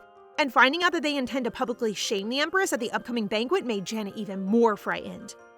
Currently, Janet is being treated by the Imperial physician, who verifies that she was hit more than once. The doctor also notes scratches on her face, which Mayorine speculates may be the result of the attacker's ring. Though it is typical for nobles to hit maids in rage, they usually do so somewhere hidden so the bruises are not visible to the servant's master, as this signifies a direct insult to the master. With this new information, Elle can rule out two possible assailants: a noble who is unaware that Janet is the Empress's maid, or a noble who does know but isn't terrified of her. Janet finally speaks out, revealing what she overheard and that Madame Jofun was the one who walked out of the office. The witch knows her as Elle's maid, and even though Janet's just a maid, she couldn't stand hearing Madame Jofun speak like that to her master. So she tried to talk to her about it, which irritated the witch. Madame Jofun mocks her, unable to accept that a lowly servant would challenge her, and the fact that this witch slaps Janet so hard that she leaves marks proves how little respect she has for Elle. Now that Elle has heard what happened, she plans to solve this right away and orders Janet to rest. The realization that the Empress is concerned for Janet, feels upset on her behalf, and even swears to make the witch pay for what happened to her causes Janet to break down in tears. It's okay now. You're serving the right master. In the Emperor's office, Elle tells Rofer that she'll be dismissing Madame Jofun. The Empress has the authority to make this decision on her own, but because she has only been in the position for a short time, the conservative nobles would oppose her, so she wants the Emperor's approval. He receives a report from Elle detailing her investigation into the Ministry of Finance forgeries, and her conclusion that the head of office, Marquess Facil, and Madame Jofun are involved in a joint scheme to steal funds and should be punished. Sir Jonathan thinks he should speak out for Rofer, who keeps quiet, and informs Elle that the Emperor is aware of the two families' illegal activities, and that they will be conducting a secret meeting with the conservative nobles tonight, so they already have the knights on standby. Additionally, Jae-rin will be punished separately because he did not amend the forged papers and just submitted them to her for approval. Elle's look shows she is not pleased with this news at all, given that she worked so hard to find out the truth when Rofer already knows everything, which is making her upset. She sends Mayorine and Jonathan away, unable to wrap her mind that her husband has been keeping this information from her and handling things on his own. As someone who talks about working together, it becomes clear to Elle that Rofer expects nothing from her as an empress or his political partner in any way. This is a matter of trust for Elle, and Rofer has let her down. You need some explaining to do, sir. She looks at him and realizes she was wrong about how close they were getting, since she feels they are back to being strangers again. The night before, they're getting along great, and he even had the courage to ask her what she wanted as a gift. Elle wants him to speak up, but Rofer is so disappointed in himself that he doesn't know what to say because he feels it will only make her more upset, causing Elle to sigh and explain that she is simply disappointed with him. Though she is intelligent and Rofer is powerful, she considers both of them to be acting foolishly in their relationship. Elle reminds him of their promise to get along and work on their relationship, but she expresses her concern that their marriage may fail if they're unable to discuss crucial issues like what's happening now. She becomes amazed when Rofer apologizes immediately and admits that he made a mistake. He wants to assure her that he did not forget their commitment or his promise to apologize if they get into an argument. He then begins to explain his standpoint, claiming that because Madame Joffon and Marquess Facile committed a crime, his only way of solving it is to have them executed, and he doesn't want Elle to witness such violence. His explanation isn't helping Elle, but his pitiful puppy face as he apologizes over and over again is somehow winning her back. She then urges him to stand up, and now that the two of them are looking at each other, she states frankly that she is still angry, but they can't continue their discussion like this.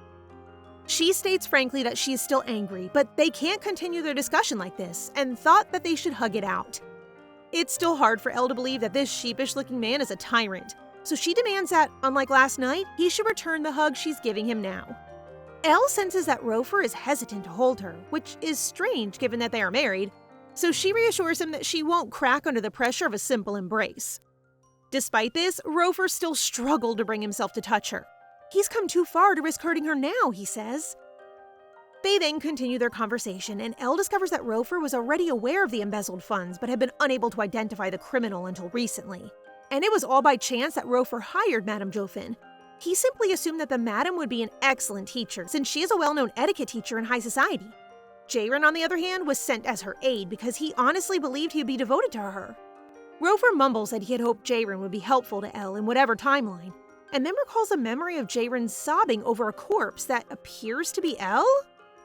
Elle wants to press him for more details, but the fact that a tyrant emperor like him is explaining things to her when he could just do whatever he wants makes her want to trust Rofer for the time being. She has decided that settling their personal matters can wait until they have caught the criminals. Sir Jonathan and Mayorine remain outside the office, and it appears that Mayorine has always known that Jonathan has been secretly following the Empress. When she finds out that Jonathan is single, she asks him an intriguing what if. What would he do if he fell in love with someone who had the ability and talent to work for the sake of the country? And giving it some thought, Jonathan replies that he has plenty of money as the Emperor's knight, so he doesn't need the woman he loves to be hurting their backs for labor. But if she really wants to work for the country, he will cheer her on. However, Mayorine finds his response amusing since he makes it sound as if it's easy for women to get a position that he can just simply cheer them on. She then serves him a dose of reality, stressing that despite the Emperor's announcement to hire people regardless of status or gender, 22 commoners were hired out of 387 officials. She then wonders if Jonathan is aware of how many women were hired, but she doubts it. Only the Empress has ever held an administrative role, and now that she's been employed, there are only 2 women in total. Mayorine wants Jonathan to know that despite improvements, it is still challenging for women to get a position. A noblewoman's chances of securing such an opportunity are slim, so imagine how low of those the commoners would be. She then slowly approaches Jonathan while ranting about how Jayron complains about how privileged noblewomen are, and Jonathan eventually understands that Mayorine is frustrated by how helpless she feels in the face of Jayron's ignorance. Finally, the night has arrived and the celebration has begun at House Facile, where Madame Joffin and the Marquise determine that the Empress is quite foolish for not stepping in when her maid was slapped. Remember the Baron from the Emperor's assassination rumors? It was the Marquise's older brother, and despite that, he still can't believe the Emperor appointed him to lead the Ministry of Finance. He believes the Emperor just knows how to kill and has no knowledge of numbers, which is why they have not been discovered embezzling money. Sir Balte, looking dapper in his suit, is listening in on their conversation and has finally realized why he was chosen for this task rather than Jonathan. Jonathan lacks patience and would have slaughtered everyone if given the chance. Then, the noble starts screaming and the Marquise becomes frantic when Sir Balte appears, dragging a noble with him while the knights have seized the others. He cites the Emperor's orders to summon both the Marquise and Madame Joffin to the palace for questioning, and if they object, Sir Balte is more than willing to execute them. Meanwhile, a ruckus has broken out at the palace after nobles were summoned unexpectedly. The guests include influential political figures and members of high society. Finally, the Emperor and Empress have arrived, and everyone is taken aback to see the Empress present at the gathering. While Elle glances around, she realizes that 1/3 of those invited have stolen from the treasury. The two sit on their thrones, and the Emperor, a recognized tyrant, coldly announces that they have all been summoned because an alarming number of Ministry of Finance personnel has stolen from the National Treasury and distributed the money to nobles present at this meeting. He then gives credit to his wife, the Empress, who uncovered the entire scheme. Just then, Sir Balte shows up with the main culprits, Madame Joffin and Marquise Facile, causing even more uproar among the nobles. The Emperor begins the night by revealing Altio Facile's crime. Everyone knows this, but the Marquise's older brother was executed for stealing money, and the Emperor nevertheless chose Altio as the head of the Ministry of Finance in honor of his predecessors. Although now Rofer believes the guy is really eager to follow his brother in the afterlife. Then, the Emperor turns his icy gaze towards Madame Joffin, who cowers in fear as he cites her crimes of bad-mouthing the Empress and cooperating with the Marquise. When the nobles begin passing the blame and feigning ignorance, Madame Joffin loses her cool and exclaims that they all agree, laughing with her whenever they discuss matters about the Emperor and Empress behind their backs. Things are heating up for Rofer, and the actual reason he's called for a gathering with everyone in their inner circle is to give them a chance to name every accomplice. Rofer corners the two convicts and smiles, telling them that only they will be punished if they keep quiet about who else was involved, so they might as well name names if they want their sentences reduced. They have named everyone, as expected, and the Emperor can only sneer as it appears that there are still rats among his vassals that he failed to eliminate. But they should be grateful anyway, for Rofer is feeling merciful tonight and has decided to lock them up before bringing them to trial. Mayrine, sensing that Elle is troubled by the meeting's conclusion, reassures her that the Emperor was merely following the law and that those who steal from the treasury may be subject to the death penalty. That said, as Elle is the direct superior of Jayrin, she is the one who will impose the punishment that he deserves. And it is not even a question whether she will order his execution. Mayrine knows Elle is a wise empress, so whatever choice she makes, Mayrine guarantees that it is acceptable not to sympathize with him. They have now entered a room where Elle will be giving her punishment for Jayrin's crimes, while Sir Jonathan has his sword ready and is awaiting Elle's command. Jayrin seems unfazed and even has the guts to voice his displeasure at being demoted to be the Empress's aide. He continues to express his frustration that, as a commoner, no matter how hard he struggled to obtain his position, the best compliment he can only receive is this shame that he is not a noble for his brilliance. But that doesn't matter because he enjoys being the Emperor's aide and assisting him in policy development. Now that he brings it up, Elle knows that she's been given responsibility for national policy projects that he used to oversee. However, she's not sorry about this change because she is confident in her abilities to carry out these duties, which Jayrin thinks is a given because she's a privileged noble who received a good education. Although he may have been born into a less privileged background, Elle is certain that even if he were born wealthy, he still wouldn't be able to match her intellect. I so love her. It's time to wake up this self-pitying jerk. Was the one who developed their empire's administrative structure and laws, and to obtain the title of sage, one must master at least 3 different fields and come up with groundbreaking theories. Ergus achieved this title at age 28. But can you guess who attained it at age 20?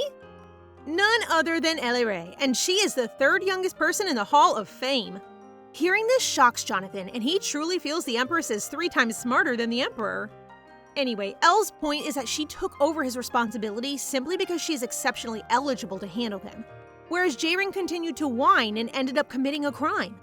She wants him to realize that it is his own backward thinking that has brought about his downfall, not the fault of anyone else. Jayrin trembles and is prepared to be executed, but Elle has a better punishment in mind.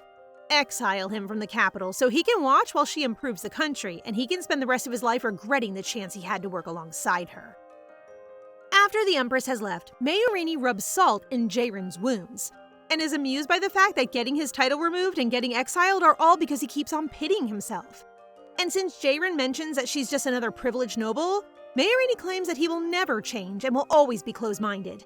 Meanwhile, Sir Jonathan narrates Jayrin's sentence to the Emperor, but he is concerned that Jayrin may cause trouble in the future. Rofer mulls it over for a moment, but knowing Elle, she might come to him to confirm that the man is still alive, so it's best to leave him alone. The newspapers are filled with reports of widespread corruption among the nobility and the impending trial of several noble families accused of embezzling tax money from the empire. The common people talk endlessly about how rich people steal the tax money they pay, and they are relieved that the Emperor is pushing them.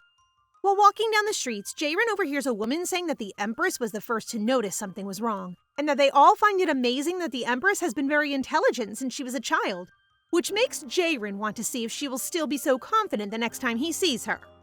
Is this jerk planning something? Meanwhile, Elle is occupied with banquet preparations and is uncertain whether the current decor is sufficient or whether she should add more to make it appear more extravagant. Then, Baroness Lu Shern walks into the hall, accompanied by Mayorine, who reassures Elle that the decorations are tasteful but not overly extravagant. She quickly goes over to the Baroness and informs her that she followed all of her advice in setting up the venue, but she can't help but worry if she missed anything that violates any palace rules. While the Baroness cuts her off and attempts to calm her down by assuring everything is great. After that, she tells her to return to her room to finish getting ready, which our girl almost forgets, lol. Janet and Katie are arguing over which jewelry pieces would look best with Elle's attire, so they turn to Elle for input.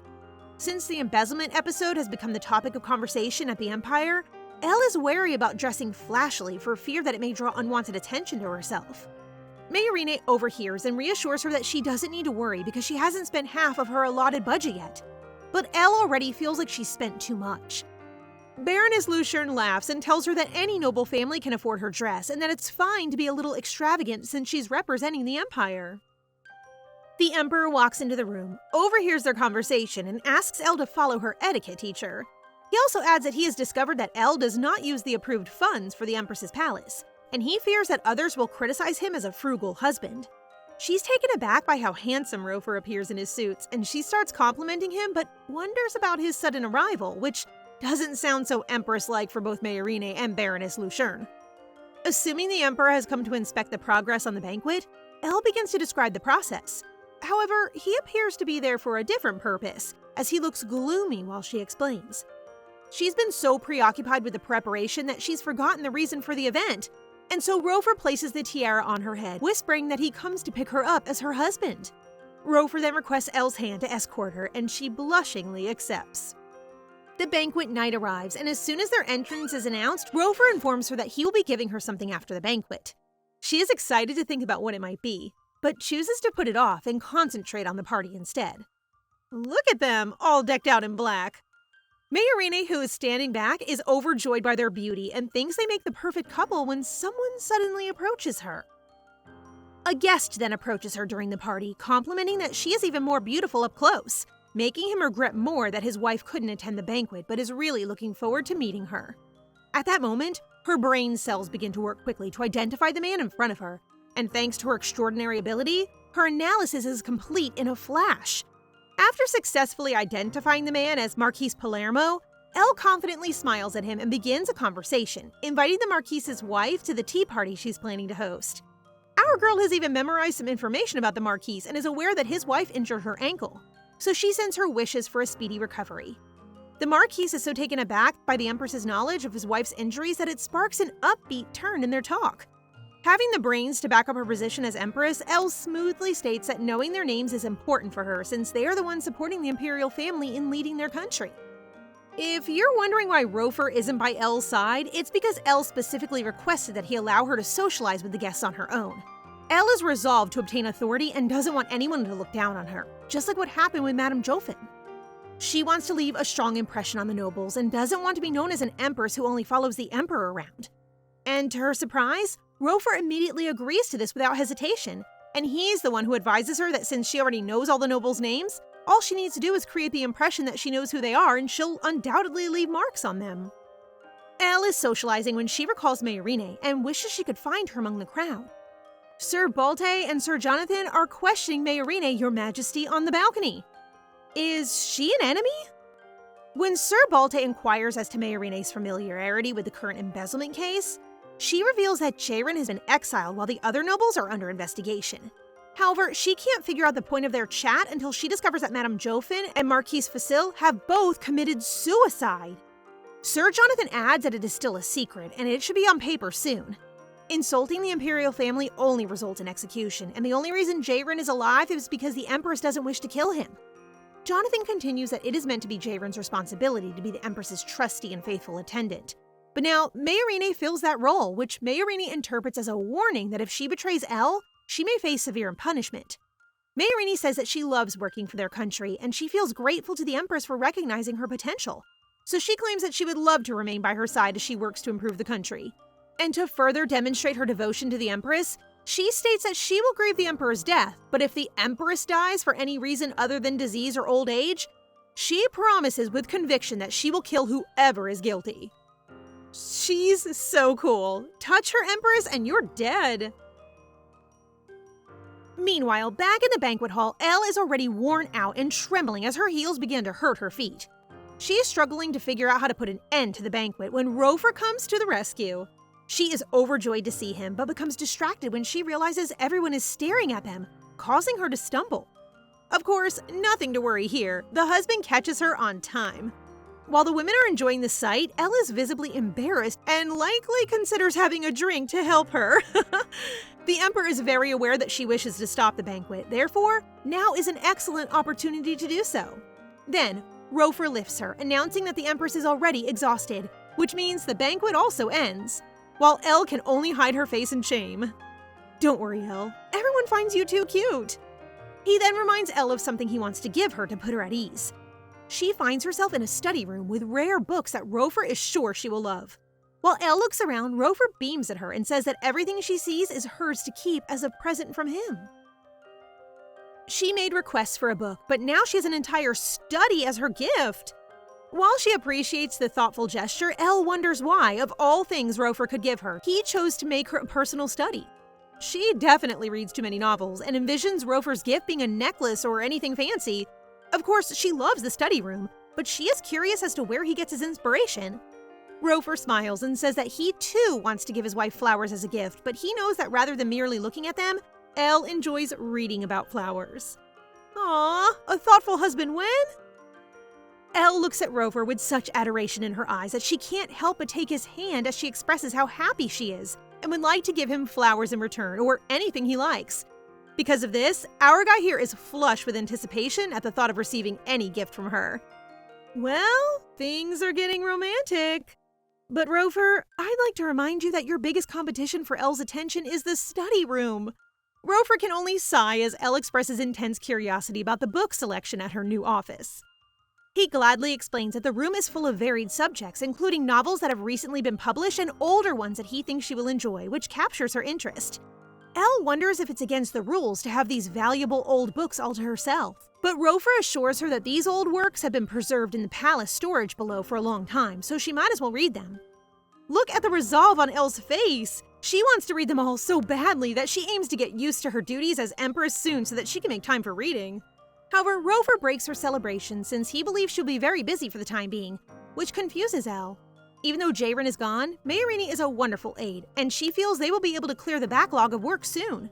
That isn't the issue, so Rofer explains that due to the Ministry of Finance embezzlement case, a number of rat nobles are being investigated and should be replaced, and so he would like to announce that the Empress will have the same authority as the Emperor. Having never heard of an Empress having the same rank as an Emperor, Elle is at a loss for words and is unsure of his decision. She insists that all she wants to do is execute her job as Empress to the best of her ability. And while Rofer agrees with this, he urges her to spread her wings even more to see a bigger picture.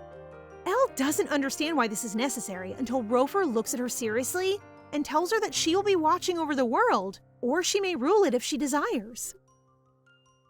Want to know how Rofer came to believe this way? It's unclear how many times Rofer has regressed, but in this timeline, the first thing he says after waking up is that his past life was the worst, before quickly correcting the statement considering he's never had a decent life. Poor Rofer, he looks so tired. As a regressor, he is aware that Elle should be in the academy right about now, and he'll be able to see her after she graduates. On some timelines, Rofer never ran into Elle, and there are times that he did. So he is looking forward to their fated time, but he's suddenly experiencing flashbacks of Elle's death and isn't sure whether he can handle it again. This time, he's determined to meet her first, so he sneaks into the academy, wondering how old Elle is in this timeline, and there she is, first to approach him. This is the youngest Elle he's ever met, and look how adorable she is. He is so mentally drained that he rants to Elle with lifeless eyes about how no matter what he does, the outcome is the same and that he now simply wants to give up. In response to his dejected expression, Elle confidently boasts that she is the Academy's smartest student. The world's injustices have opened her eyes, and now she aspires to one day be as wise as Ergus the Sage, and make everyone, including him, happy. And in order to do so, she must learn how to lead people like the imperial family, which, of course, is just a dream for her. Rover finally remembers that in every timeline, El always wants to change the world, but he's determined to grant that wish. He has already sworn not to become emperor again, but in this life, his final attempt, he will. After he has eliminated all opposition, he will crown El empress and hand over all power to her. So that's why he turned into a tyrant, to get rid of El's enemies. El is currently reading a book about ancient history, and it appears that mankind was once closer to the gods. The sun god used the ancient gods to light up the world, and as people began to build temples, the sun god's power grew, while the ancient gods continued to exist through humans who inherited their powers. El also discovers that there was once a young girl with the power to see the future, but no matter how many times she looked into the future, the outcome was always the same: a vision of a world without humanity. Knowing this, the girl was anxious to find a solution to save the world, so she traveled and pleaded ceaselessly to the creator of the world to grant her request after willingly sacrificing herself. But sorry guys, El decides to close the book just as it gets exciting. I feel like this girl will play a key part in the plot. Is El her reincarnation or something? Anyway, it appears that our girl is not particularly interested in ancient history, although she is intrigued by the sun god. Just then, Mayorine enters the room and interrupts El's thoughts by informing her that the banquet hall where she will hold a tea party with the other noblewomen is now ready. When they arrive, El is pleased with how Baroness Luchern has organized everything. She is grateful, but also concerned about the gathering, prompting the Baroness to tell her that she does not need to worry because she did an excellent job hosting the previous banquet. After that, the Baroness smiles warmly and tells El to just concentrate on making connections at the tea party. This puts El at ease and makes her wish that the rest of the palace staff is as kind as the Baroness. The Empress welcomes the ladies wholeheartedly as the celebration begins. Judging by their appearance, they seem like really nice people, and most of all, none of them have any connection to the witch Jofan, so I have no doubt that the feast will be a smashing success. These ladies, on the other hand, may be courteous, but they're making our girl flush so hard since they can't stop gushing about how lovey-dovey the Empress and the Emperor were at the last feast. It's all over the headlines how the Emperor carried her in his arms as she whispered sweetly in his ears. Cute, but she was actually telling him to let her down.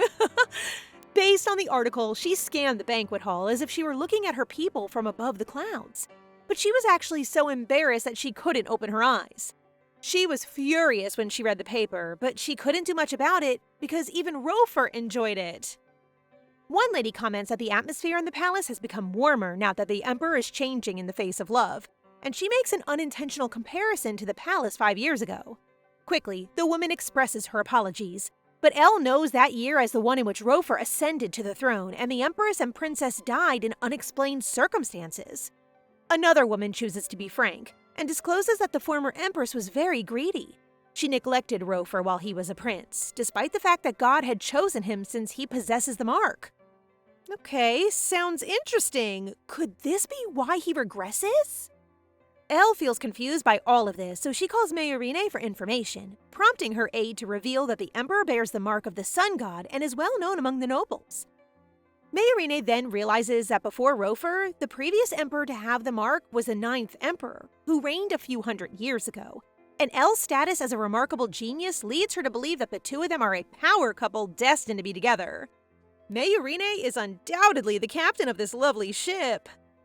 Elle was always more interested in numbers than history, but as she grew older, she decided to study her country's history, only to be disappointed by how little information was available. The gender and life of the founding emperor are unknown, but scholars discovered that the first emperor was either a priest of the sun god or had a particular connection with them. I suspect this is the young girl from the book Elle recently read.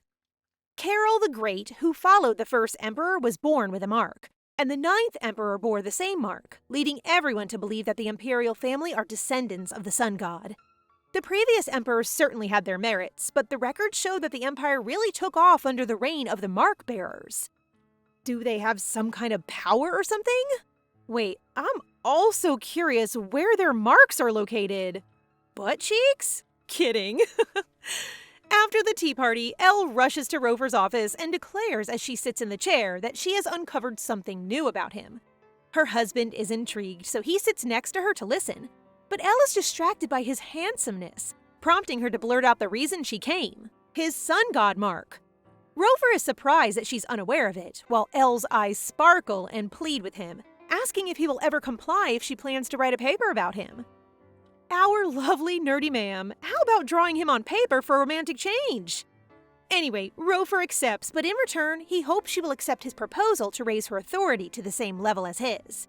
He then stands up and scans some documents, admitting that because he was not the first choice to become emperor, he never acquired enough education to take on the role. Yet he holds the right to approve anything with his seal. He can handle most things, but admits that some projects are challenging. So as someone who excels at numbers, he hands Elle some paperwork and asks her to analyze them. The report contains a plan for a bridge building project, and because several areas of their empire remain undeveloped, the Minister of Foreign Affairs is pressing Rover to give his go signal and stamp it. However, as Elle scans the plan, she begins to shake in rage since the material cost is unreasonably expensive. Rover, on the other hand, is unsurprised and believes that there are even more individuals involved in corruption, despite his best efforts to eliminate the majority of them. He goes on to say that as the Empress, her responsibilities are limited within the palace, but he knows she is capable of greater things, prompting Elle to recall her conversation with her mother about how the times are changing and how one day women would be in a position to change the world. The fact that her mother made this statement in this era still impresses me, demonstrating how much she supports her daughter. That being said, Elle ultimately gathers her confidence and agrees to work along with him, the Emperor. Yes, Queen, let's go! They are now in a meeting, and as expected, the nobility are opposed to the idea of putting the Empress in the same position as the Emperor, as this has never happened before. They find it absurd that the Empress is in charge of national projects, despite the fact that they recognize her intelligence. Yet Elle simply stands there and watches her husband manage the matter. Standing on the podium, Rover reminds everyone that he has provided any job to anyone who is capable, regardless of gender, so he sees no reason why the Empress cannot handle national projects. He then invites the Empress to the center and allows her to express her thoughts. But Elle can tell that these nobles only see her as the Emperor's wife, despite the fact that she's the Empire's second highest ranking official. But no one, not even the law, ever specifies that the Empress is not permitted to manage the affairs of her nation. So she slams the podium to ensure that everyone knows that she is that Empress. She then states that their empire is so large that there is so much work to be done. So she reassures them that she merely wants to help because she has the skills to do so, reminding them that she has 3 doctorates and knowledge in economics, construction, and even electric engineering. After that, she snickers at them and challenges anyone who questions her ability. Even though no one dares to accept the challenge, it appears that they still disapprove of her. She looks at her husband and wonders what else she should do, prompting Rover to warn everyone how terrifying an emperor he is. He kicks the podium to bits and is done acting nice, which surprised Elle, while nobles are clearly terrified. He then discloses that the Vantolio Kingdom delegation will arrive soon, and that he has appointed the Empress to lead the negotiations with them on imports and exports. No one dared to say anything because that stance means oppose or get comatose right there. After the meeting, the two decide to go for a stroll, during which Elle expresses her frustration that having her handle national negotiations is beyond her ability. But Rover calmly assures her that it will be much like how she enjoyed debating in the academy. Well, it makes sense, so she drops to the ground under a tree and invites Rover to sit with her. But she is shocked and flushed when Rover decides to rest his head on her lap. He made a move! So cute! Elle ends up giggling because she feels like she found a softer side to her husband, and now it feels like they are actually dating. While Rover simply stares at her as he thinks to himself how out of all the hundreds of times he repeated his life, this is the first time she became his empress. He just mentioned hundreds, didn't he? This poor guy has regressed how many times already? He truly wants to change things because if he doesn't, someone will take her again as if the two of them were made for each other, which he can't let happen in order to protect her. He immediately stands up and assists Elle in standing, while also informing her that the Prince of Antholia would be joining the delegation, and that he is concerned about her because the prince is quite handsome and popular. Elle can't believe her husband thinks she'll fall for the prince, prompting Rover to clasp their hands together, assuring himself that he doesn't have to worry because he's the one holding her hand. Okay, So she is always destined to be with the prince, hinting that he's the male lead, while our regressor emperor is like the second male lead, sacrificing everything for the female lead but never getting her? There are articles circulating about how the empress will manage diplomatic negotiations with the Vantolia kingdom. And Mayorini is pleased to report that the people's response has been positive thus far. Elle's aide also mentions that some families are now teaching their daughters about economics rather than the traditional how to be a wife class, which she believes is due to the Empress's influence, which makes Elle happy. Anyway, there are more pressing issues to address right now, such as the Minister of Foreign Affairs' approval of a disadvantageous import price. She immediately summons the minister and gives him the documents he approved from the Arantera Kingdom, which state that they will increase the pricing of the steel frames their empire has been buying from them. Elle cannot contain her frustration any longer, and yells at how ridiculous the minister is for agreeing with the Arantera when they want 6,000 gold, which is 3 times their usual budget. But it appears that this noble is really dumb because he finds no problem with it, claiming that the new rate is simply due to inflation, blah blah blah. Elle is tired of hearing his rubbish, so she simply gives him that "you better do a good job" smile while disapproving of the deal and demanding that he try his best to renegotiate, or she'll speak to the Arantera kingdom personally. The minister then flinches when Elle says she finds it weird that the price increase happened shortly after she began handling state matters, implying that this minister is up to something and is undermining her power. Queen, can't you just fire this man quickly? Elle is so upset that she bangs on Rofer's office door as she arrives, but she is shocked to see an unknown face in his office. The shy redhead guy bows to the Empress and introduces himself as Ento, the Emperor's new aide, while Rofer wonders why she's slamming on his door. Our girl is too direct and asks why the palace administration is trash, causing their advisors to gasp in shock, while Rofer laughs and declares that she may change it as she pleases. Elle believes she cannot change this on her own, prompting her husband to charmingly smile and offer that she can become the emperor herself, and he can simply be the loving husband who supports her, the new emperor, which embarrasses Elle because she cannot believe he's talking nonsense. That's definitely his dream, to be a house husband. Cute. Today, Elle learns that when Rofer became emperor, he immediately sent home or executed people involved in illegal affairs, which she believes is why everyone began calling him a tyrant. Rofer has already replaced the corrupt nobility, but after speaking with the employees in charge of the palace's internal affairs, Elle is irritated that the replacements are also bad. For instance, the head of human resources fails to record the employees' actual wages, but continues to give them bonuses. The palace's stablemaster insists that the horses must only be fed premium feed, and there are countless other employees who are making Elle lose hope because she can't believe that the taxes are being used to pay these ignorant people. Oh my goodness, not a single worker is doing their part! Later, the Empress walks down the hall and discovers someone in the sitting room, despite the fact that she hasn't heard anything about having guests today. She approaches the maids and becomes enraged when she discovers that the Minister of Foreign Affairs is alone in a discussion with a Vantolia Kingdom official. What the heck is he doing? The Vantolia delegation is scheduled to arrive tomorrow, so Elle decides to eavesdrop, and she discovers that the 2 nobles inside are preparing some corruption, prompting her storm into the room. She first speaks with the delegate, hoping he's ready to take responsibility for meeting with the minister without greeting her or the emperor. She then smiles at the minister, swearing that she will discuss with the emperor how to punish him before ordering them to leave quickly. I get it. Our girl is too kind for this matter, so I want Emperor Hubby to do his thing and punish this minister. But as soon as our girl laid eyes on her stunning husband that night, all of her frustrations faded. Her forthright praise of his good looks causes Rofer to flush and withdraw. He stumbles over his words and wonders whether he should be more careful with his face because she loves it so much. This makes Elle blush and collapse on his lap, claiming that having him is the greatest reward after a long day. To have the perfect spot to rest. You deserved it, Queen. She then sits down and invites him to a drink since they haven't seen each other very often due to their hectic schedules. Elle feels thrilled to be able to drink the same alcohol she drank the day they met at the ball, and she is startled that Rofer has ordered that it be regularly supplied at the palace because he knows she enjoys it so much. This is before they married, so Elle questions if he was already certain that he would marry, prompting Rofer to respond that he was actually desperate to marry her. Our nerdy girl's heart starts racing, and she blurts out that he sounds like he's in love with her, causing her to blush again and chug her favorite booze. After that, she chooses to change the subject and wonders if the sun god's mark has any special abilities. But he claims that it only serves to prove that he's the legitimate successor. Elle becomes curious and wants to see where the mark is, causing Rofer to comply, so he begins undressing. This makes her very startled, and she changes her mind, saying that she'll just see the mark when they decide to have a child, making Rofer the red one. Go on, lovebirds, continue!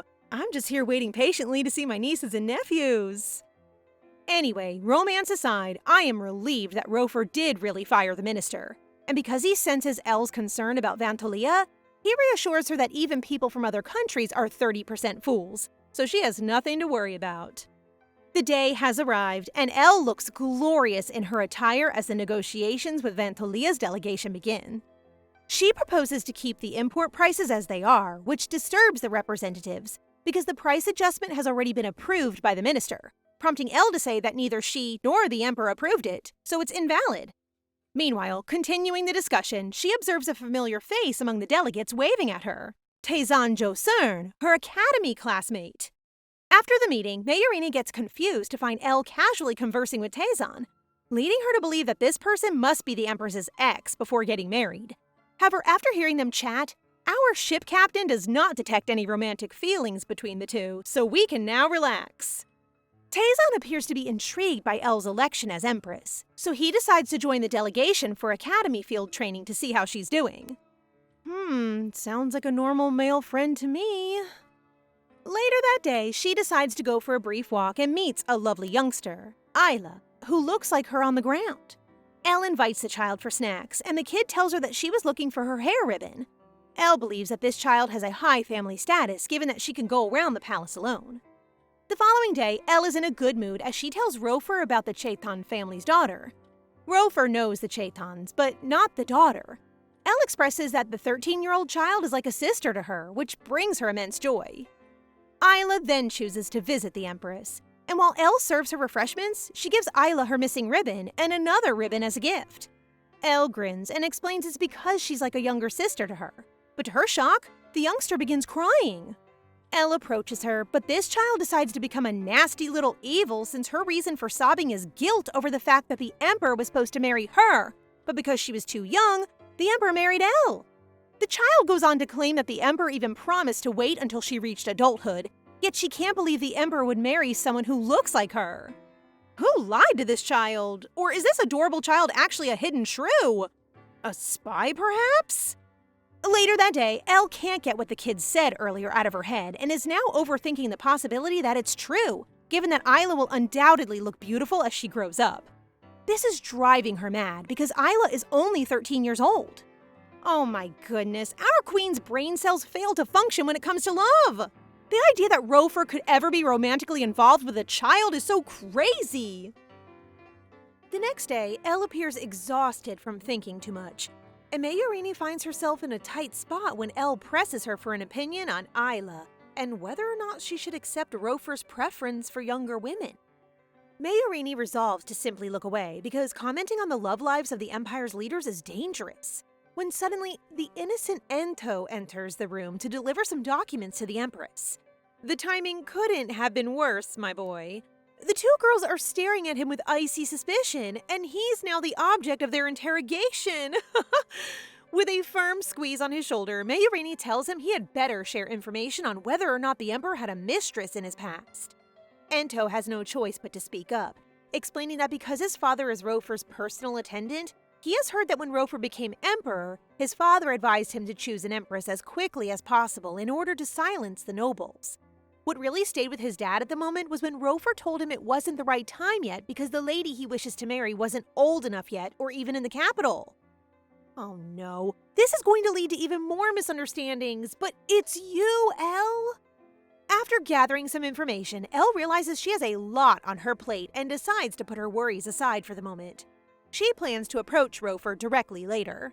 She keeps herself very busy with work, but her maids are worried about her and hope she sees a doctor soon because she's lost a lot of weight. While assuring them that she's all right, Elle's body eventually gives up due to her lack of rest and excessive exertion, and she collapses. Holy cow, Queen, you're worrying about absolutely nothing. While Elle is unconscious, she finds herself in a dream, and she notices that the location is new to her. She then hears a young girl's voice insisting that a boy do his assignment, but the boy appears uninterested, explaining that if his studies show positive results, it will be a problem for everyone. Elle is then astonished to realize that it is none other than Rofer, but younger, and she speculates that this boy is Rofer's younger brother or something else she's unaware of. Elle can't see the young girl's face, but she notices how direct she is in saying that she doesn't care about anything other than seeing him, her student, grow. The little girl even assures him that if he is ever driven out of the castle, she will look after him as his teacher, despite the fact that she is clearly much younger than him, which causes young Rofer to giggle. Seeing Rofer laugh makes Elle wish she could make her husband laugh as much as the girl did. This is not a dream. That girl is clearly her, so it could be a glimpse of their past lives as she does not recall talking to him like that. Elle awakens to her husband's panicked voice, who swiftly asks if she's feeling better. She can't remember anything, but Rofer explains that she fainted and has been unconscious for 2 days, which makes her worried about Mayurine, who has undoubtedly end up covering work for her.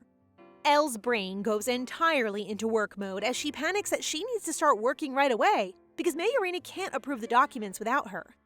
So she informs Rofer that she will immediately return to work. To her horror, Rofer refuses, even saying that he will take back the projects he gave her because they are causing her health problems. This is the first time she has ever been upset with Rofer, but she decides not to go rat-a-tat-tat on him and instead excuses herself, claiming that her back hurts from sleeping, prompting Rofer to grab her hand and stop her. Elle seriously instructs him to let go, telling him that she is so angry that she might scream right now, which leads him to get nervous and let go instantly. Why do I find them arguing cute? She says that taking over the project she's already working on will make her appear bad, and she uses the opportunity to bring up his lover, saying that she needs to succeed so he may have that young woman as his concubine. That's it. Let's get this over with. Rofer is plainly confused and believes Elle wants a second husband, which he dislikes, leaving Elle so frustrated that she eventually admits she knows he likes Lady Isla, a young girl who could be his daughter in age. When Elle continues to discuss the proposal thingy, Rofer looks horrified and says he never said such a thing to anyone. Elle gets shivers when she realizes how offended her husband is with the subject. So when Rofer asks who this little girl is so he can punish her, Elle calms down and says she will take care of it. Elle immediately apologizes for the mistake, prompting Rofer to admit, while playing with her hair, that he did like a blonde lady who was not of legal age 5 years ago, and complained that her fiancé is an idiot. He says, blushing, that the lady he has been waiting for is none other than Elleray. Sounds lovely, but Elle is confused because the first time they met was only a few months ago at the pub, prompting her to inquire whether they met somewhere else first. Rofer smiles and admits that they did, but he is the only one who remembers, promising to tell her everything when the time is right. I admire how Rofer dealt with his overly jealous wife. Can't wait to see what happens if he decides to tell her the truth. After a few days, Elle discovers something about her husband. Rofer holds grudges, because now Isla is kneeling in front of her crying, explaining that she mistakenly thought that the story her father told her was about her. At least we now know she's just an innocent kid, not some nasty child. Elle is relieved that the young girl has acknowledged her mistake and hopes she'll be more careful with what she says in the future. So she requests Isla to stand up. However, the child refuses to leave since her parents have told her not to return home until the Empress slaps her in the face. This is wasting Elle's precious time, so she glances over to Mayurine, expecting that she will handle the child, but nope, never mind. For if looks can kill, Mayurine has already hit this child a few times. Elle needs to end this soon, so she snaps, telling Isla to stop sobbing and expressing her desire that Isla will grow into a bold woman, rather than just a gorgeous flower that cries easily. Elle has now returned to her normal, everyday life, but she knows something is not right, so she summons Sir Jonathan, who looks confused and ends up apologizing for whatever mistake he made. I can't believe I missed this little spy night here. Elle assures him that he did nothing wrong and that she simply wants to know if Rofer has been busy lately, but she discovers that his workload is the same as usual. This makes Elle's blood boil because it's been days and Rofer hasn't shown up when she looks for him, meaning that her husband is avoiding her. She then tells the terrified knight to deliver her message to the Emperor. warning him if that he continues to hide from her, she'll pack up and leave. As expected, this threat is very effective on her evasive husband, who now enters her room as she scolds him for getting involved in the issue with Lady Isla. She expresses how embarrassing it is to see a young girl on her knees begging for her forgiveness. But oh my, look who's in love! Her enraged face quickly melts when she sees Rofer whimpering like a sad puppy as he confesses that he was afraid they'd argue about it, so he avoided her. Still, Elle instructs him to sit down with a stern voice, but Rofer becomes confused when she begins scolding him again for sitting on a sofa in front of her. So he guesses she wants him to kneel, which he immediately does. Why is he so adorable and so submissive to his wife? When she asks him to sit next to her, he becomes nervous that he will irritate her. Elle uses a softer voice and looks into his eyes as she conveys her concern that she dislikes it when he avoids her. And while she has many questions, one of which being how they met, she tells him that she'll be patient and trusting. Ah, the sweet aroma of communication. I love it. Today is a special day because Elle and Rofer are heading out for their first date as a couple. Elle wears a gorgeous yellow dress, while Rofer disguises himself as a merchant. However, Rofer becomes pouty because he's disappointed that Elle did not wear the clothes he provided, prompting her to explain that the clothes and jewelry are too expensive and will make her stick out. But she does wear one item he bought, an earring. Still, our guy here can't help but become grumpy, which makes Elle smile as she finds this side of him cute. When they arrive in town, Elle beams because despite the fact that she suggested the date, Rofer offered to plan the entire day. He knows her well, therefore the first location they visit is the Empire's public library, which makes Elle's eyes sparkle with love. Seeing how much she enjoys it there, Rofer proposes that he move all the books to the palace, which Elle knows he would do, so she grabs his hand and takes him out of the library. He simply allowed her to drag him, and the sight of their hands intertwined caused him to smile and blush. I love seeing him being vulnerable and happy. They then walk around, and as Elle looks at the flowers, she gives Rofer a sweet grin, realizing that she has been so busy studying that she's forgotten a lot about these simple things. Rofer, on the other hand, requests that she stop smiling with her beautiful face because he detests it when other men stare at her, despite the fact that the people are actually staring at his beauty. He then holds her hand and says there's a spot he really wants her to see, but to her surprise, they head to a pub and he orders something strange. The butler gives Rofer a stern look and says, "Room 5. Ooh, what is this secret room, mister? When they arrive at room 5, a mysterious-looking man in a robe greets them, prompting our girl to cling to her husband's arm and hide behind him, while Rofer appears unfazed by the stranger. Their faces and height difference are adorable. A mysterious individual guides them to a dark dungeon beneath the pub, and when they arrive, the guy leaves. As Elle gazes in awe at the location, Rofer reveals that it houses the imperial family's most secret records, including the history of the empire, which no one outside of the family has access to. To describe, the area is adorned with towering shelves packed with books, which, when illuminated by the gems that surround them, cast a dazzling glow in the dark. Unlike how enthusiastic she was in the public library earlier, Rofer is concerned about why she's so calm right now, prompting Elle to say that she is simply stunned and does not know how to react. The very thought of reading all these books must be causing her brain to malfunction. When Rofer brings up the fact that they have the Book of Genesis here, her excited mood starts to take over. What is the Book of Genesis, you may ask? It is the book that explains how the sun god fought demons and made this world habitable for people. Elle is shocked, however, when Rofer tells her that they are only permitted to read the book when the Empire is in danger, implying that she cannot do it now. Given how many times Rofer regresses, I wouldn't be surprised if he's already read the book. Anyway, her husband continues to keep hurting her heart because he also warns her that the books in the place cannot be taken out. But instead of being sad, Elle chooses not to waste time and begins gathering books to read right away.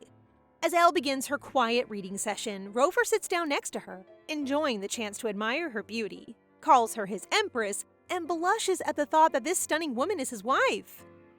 Oh, bless my soul, I could really use a husband like Rofer right about now.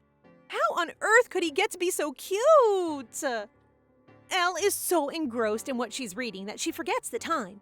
When she finally closes her book, Rofer informs her that she's been reading for 3 or 4 hours. She gasps in surprise and wonders what he did during that time, and Rofer just informs her that he didn't do anything. making her feel awful that he must have been bored waiting for her to finish. However, Rover simply gives her a lovely smile and states that seeing his wife read will never bore him, leading Elle to blush so hard at his pickup line. She studies and he studies her. Cuties. And how he let her do her thing without bothering her? Our guy is so down bad for her. After that, she returns the books and expresses her sadness at the thought of not being able to read all of the books in the place, even if she lives a long life, prompting Rover to mumble about how much he wishes she lived a long life too. Elle gives him a confused look, so Rover chooses to shift the subject and says that because it's already past 10 p.m., they will have to skip having dinner outside, making her feel guilty because she read for more than 4 hours and ruined her husband's date plan. They then leave the secret spot, and as she waits on the corner for Rover to check their carriage, a young girl selling flowers comments on her pouty expression. Elle ends up telling the child about how she went on a date but spent the entire day reading, which makes her regret it since she realizes it would have been wonderful to do the things her husband enjoys and observe the people in town. She hides her face and blames herself for being a total idiot, for missing out on seeing the daily lives of the Empire's citizens and especially for neglecting Rover. As soon as Rover arrives, Elle gives him a bunch of flowers that she had gotten from the child. She expresses her gratitude for the day and hopes that they may do something he enjoys next time, all while maintaining a shy yet determined expression on her face. Rover is taken aback, and he begins to play with the flowers, grinning and expressing his appreciation for them. I like how she reflected on her actions while Rover simply beams with joy. The next day, Rover instructs his attendant, Ento's father, to handle the flowers with care and ensure they survive as long as possible.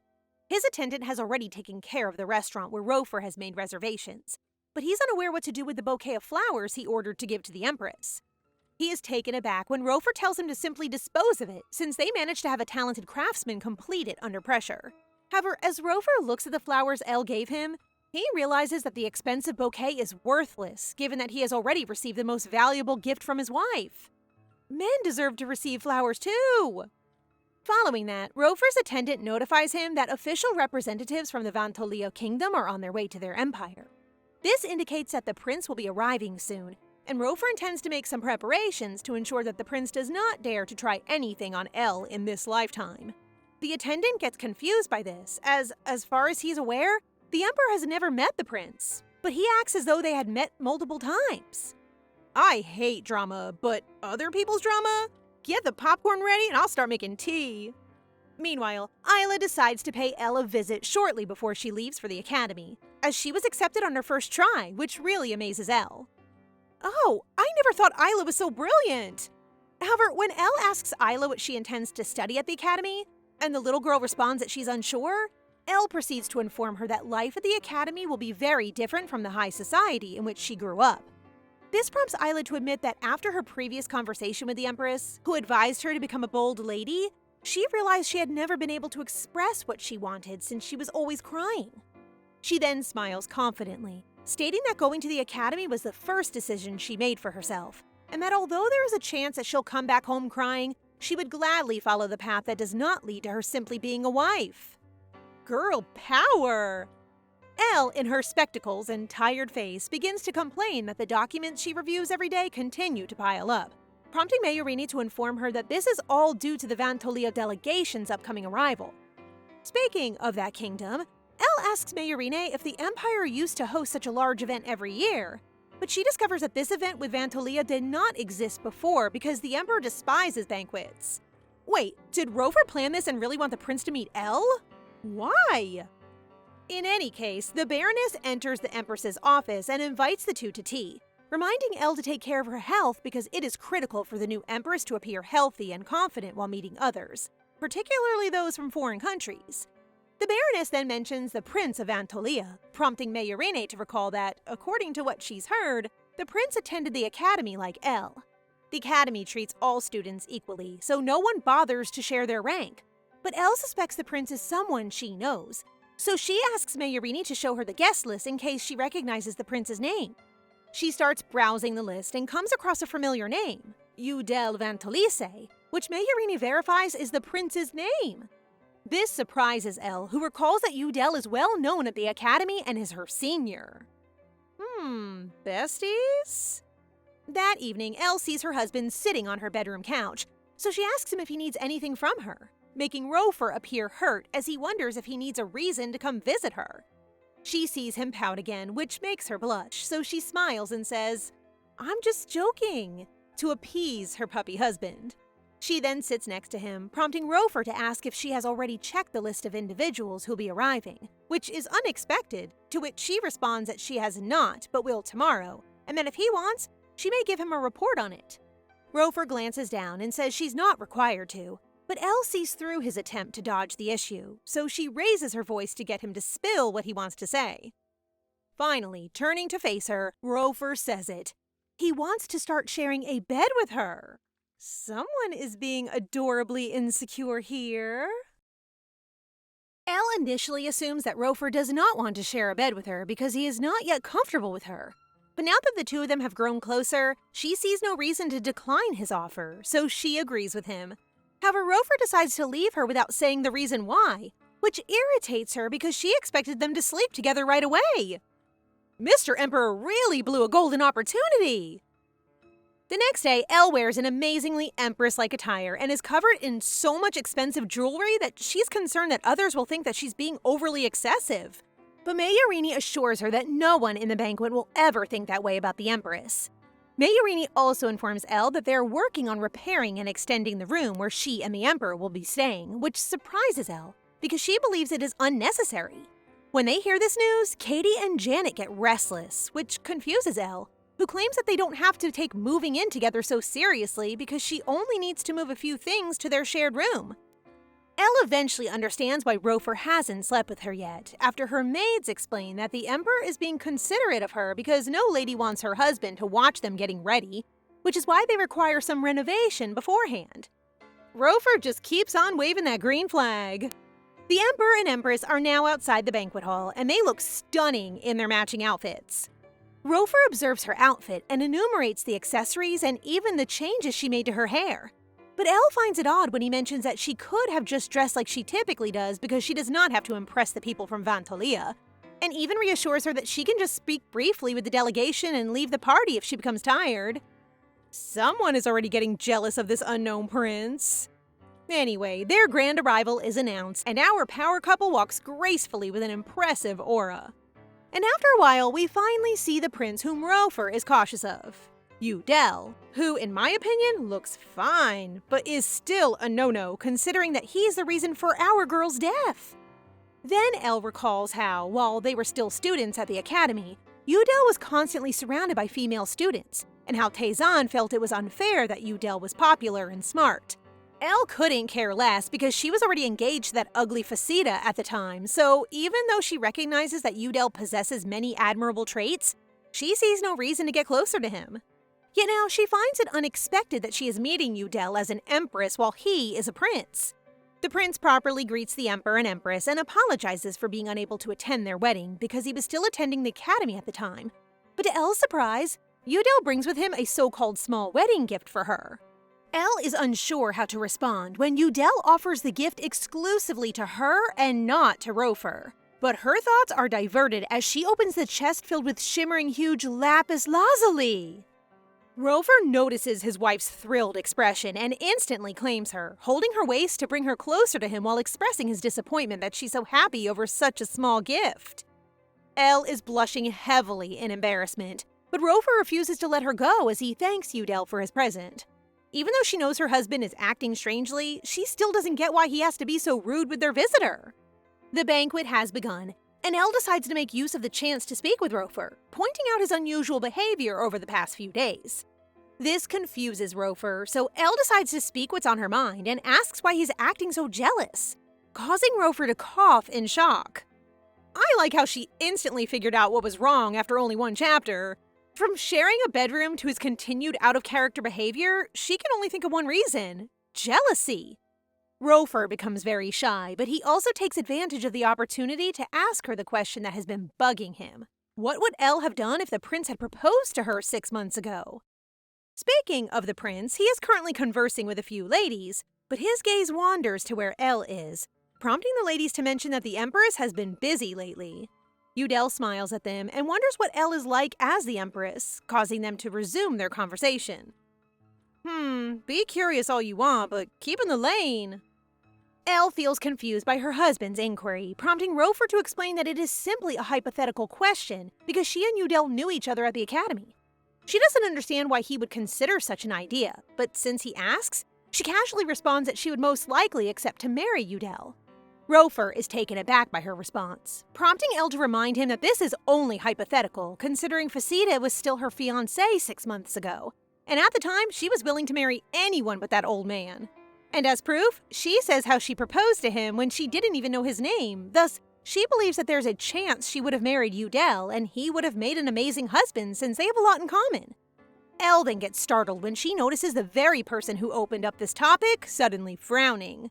Usually, it's the girls who ask this question and end up frustrated, but it's quite the opposite with these two cuties. Rofer asks Elle why she didn't go to Udell when she believed he'd be an amazing husband, which makes Elle wonder whether he's truly jealous right now. Her husband simply ignores her question and begins to walk away, but then turns to her, blushing, and asks if he is not entitled to be a little jealous husband. The next day, Elle can hardly wait to meet Rofer. He's been avoiding her, and she no longer finds his jealousy cute anymore. She is so distracted that Udell has to ask if there's anything bothering her, prompting her to apologize. To be honest, she never expected Udell to come see her just a day after the banquet, so she guesses it has to do with politics. I don't feel good about this. He might kidnap our girl or something. Rofer, you must come here immediately. In any case, Elle requests that the prince stop being so formal because no one is around, which makes Udell grin with joy and address her by name. They converse for a while, and Elle discovers that Udell decided not to pursue a doctorate and just chose to get his bachelor's degree. Udell doesn't go into detail, but he states that he was only allowed to study at their academy if he gave up the right to succession. But something happened that resulted in him becoming crown prince. Elle is concerned about his oversharing because these topics are intended to be kept within Vantalia, so she changes the subject and asks whether he already has a fiancé. The prince smiles as he reveals that he has someone he likes who has gotten away, and that in order to get her back, he needs power, which surprises Elle because it sounds like something out of a romance story. She smiles and supports her friend, unaware that he's talking about her. Before leaving, Udell asks Elle if he could pay her a visit once in a while for a chat, but another man responds, noting that meeting the Empress in private will undoubtedly be dangerous in the eyes of the public. As Udell turns around, our envious and terrifying Emperor Rofer appears. Oh, Rofer towers over the prince. Udell gives him a forced greeting and goes past him, muttering that he never believed the Emperor and Empress's love tale in the articles. Am I to believe that he really plans to steal someone else's wife? Rofer and Elle are now walking, but Rofer is moving far too fast for Elle to keep up and isn't even listening, which is making her annoyed right now. She shouts, "Oi!" as if she's just calling someone from a pub, leading Rofer to flinch and face her. She finds their situation frustrating and dislikes it when they don't communicate, so she reveals, while still wearing her upset look but clearly blushing, that she doesn't mind him being jealous. She goes on to say that she actually finds it thrilling, but her problem is that he keeps avoiding her. So with a very red face, she asks him to be jealous next to her because she finds it incredibly attractive, causing Rofer to hide his face as he is so red from what she just said. Wifey doesn't want to miss his jealous, adorable face. Elle then expresses her irritation by ranting at him, asking why he isn't sleeping in their bedroom, while Rofer tries to calm her down. Suddenly, her eye hurts from the gust of wind, prompting him to lean forward and try to blow the dirt out of her eye, unaware that from the passerby's perspective, the two of them appear to be kissing. As expected, their lovey-dovey moment became the talk of their empire once more, and Lorraine, her hometown friend who she invited to the palace, is pleased that Elle is doing well, which she is eager to share with Elle's parents. From what Elle heard, her father only attends small events these days to avoid the impression that they married her off for political reasons, which is why her parents never visited her despite the fact that she has been the Empress for the past 6 months. Lorraine then recalls Udell and assumes Elle is close to the prince, since he usually asks about her when he attends a party. Elle instantly disputes this, claiming that they only say a casual hello whenever they pass by the Academy's corridor. Trying to spark rumors, huh? Meanwhile, our little spy, Sir Jonathan, is now making a report to the Emperor, stating that since he was ordered to attend all of the prince's gatherings, He has discovered that the prince never includes political discussions when he meets the nobles and avoids getting involved in any romantic issues with the ladies, but he does keep asking the nobles about the empress's personal life. Evening arrived, and our couple finally shared a bed. But while they may be married and now dating, Rofer remains distant. Elle sits up and in a serious tone asks Rofer, who is not currently facing her, if they should be at least in the cuddling stage by now or risk not being able to have children in the next decade. Goodness gracious, I want to see them babies! Our patient girl suggests that they start by holding hands if hugging is too much for Rofer.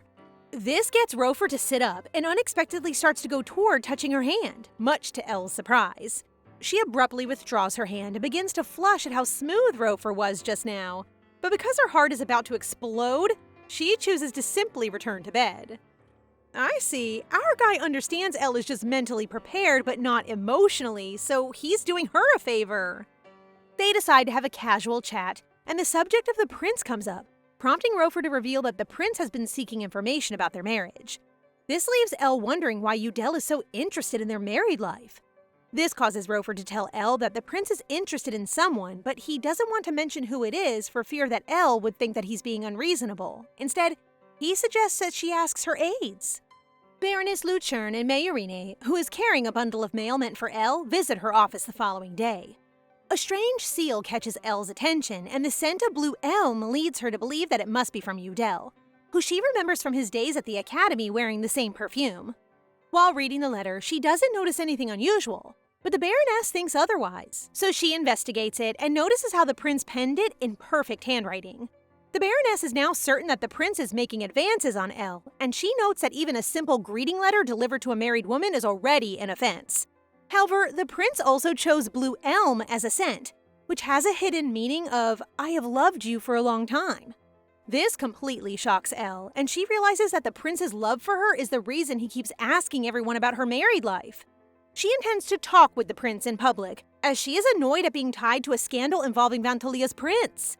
It's incredible that she isn't trying to deny or make excuses that the prince isn't interested in her, but rather acting swiftly to end things. Also, thought I'd mention it, Baroness Luchern, you saved the day. Well, before Elle left the academy, Udel approached her to confirm that she was indeed leaving to marry.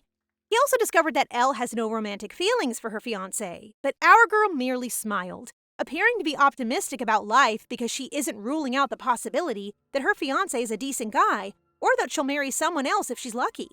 She then bids Udel farewell and remarks that if it is meant to be, they may meet again someday.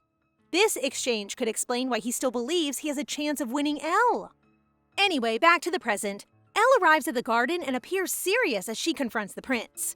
As an upfront girl, she swiftly reprimands Udel's actions, notably mentioning the letter, which will make her husband uncomfortable.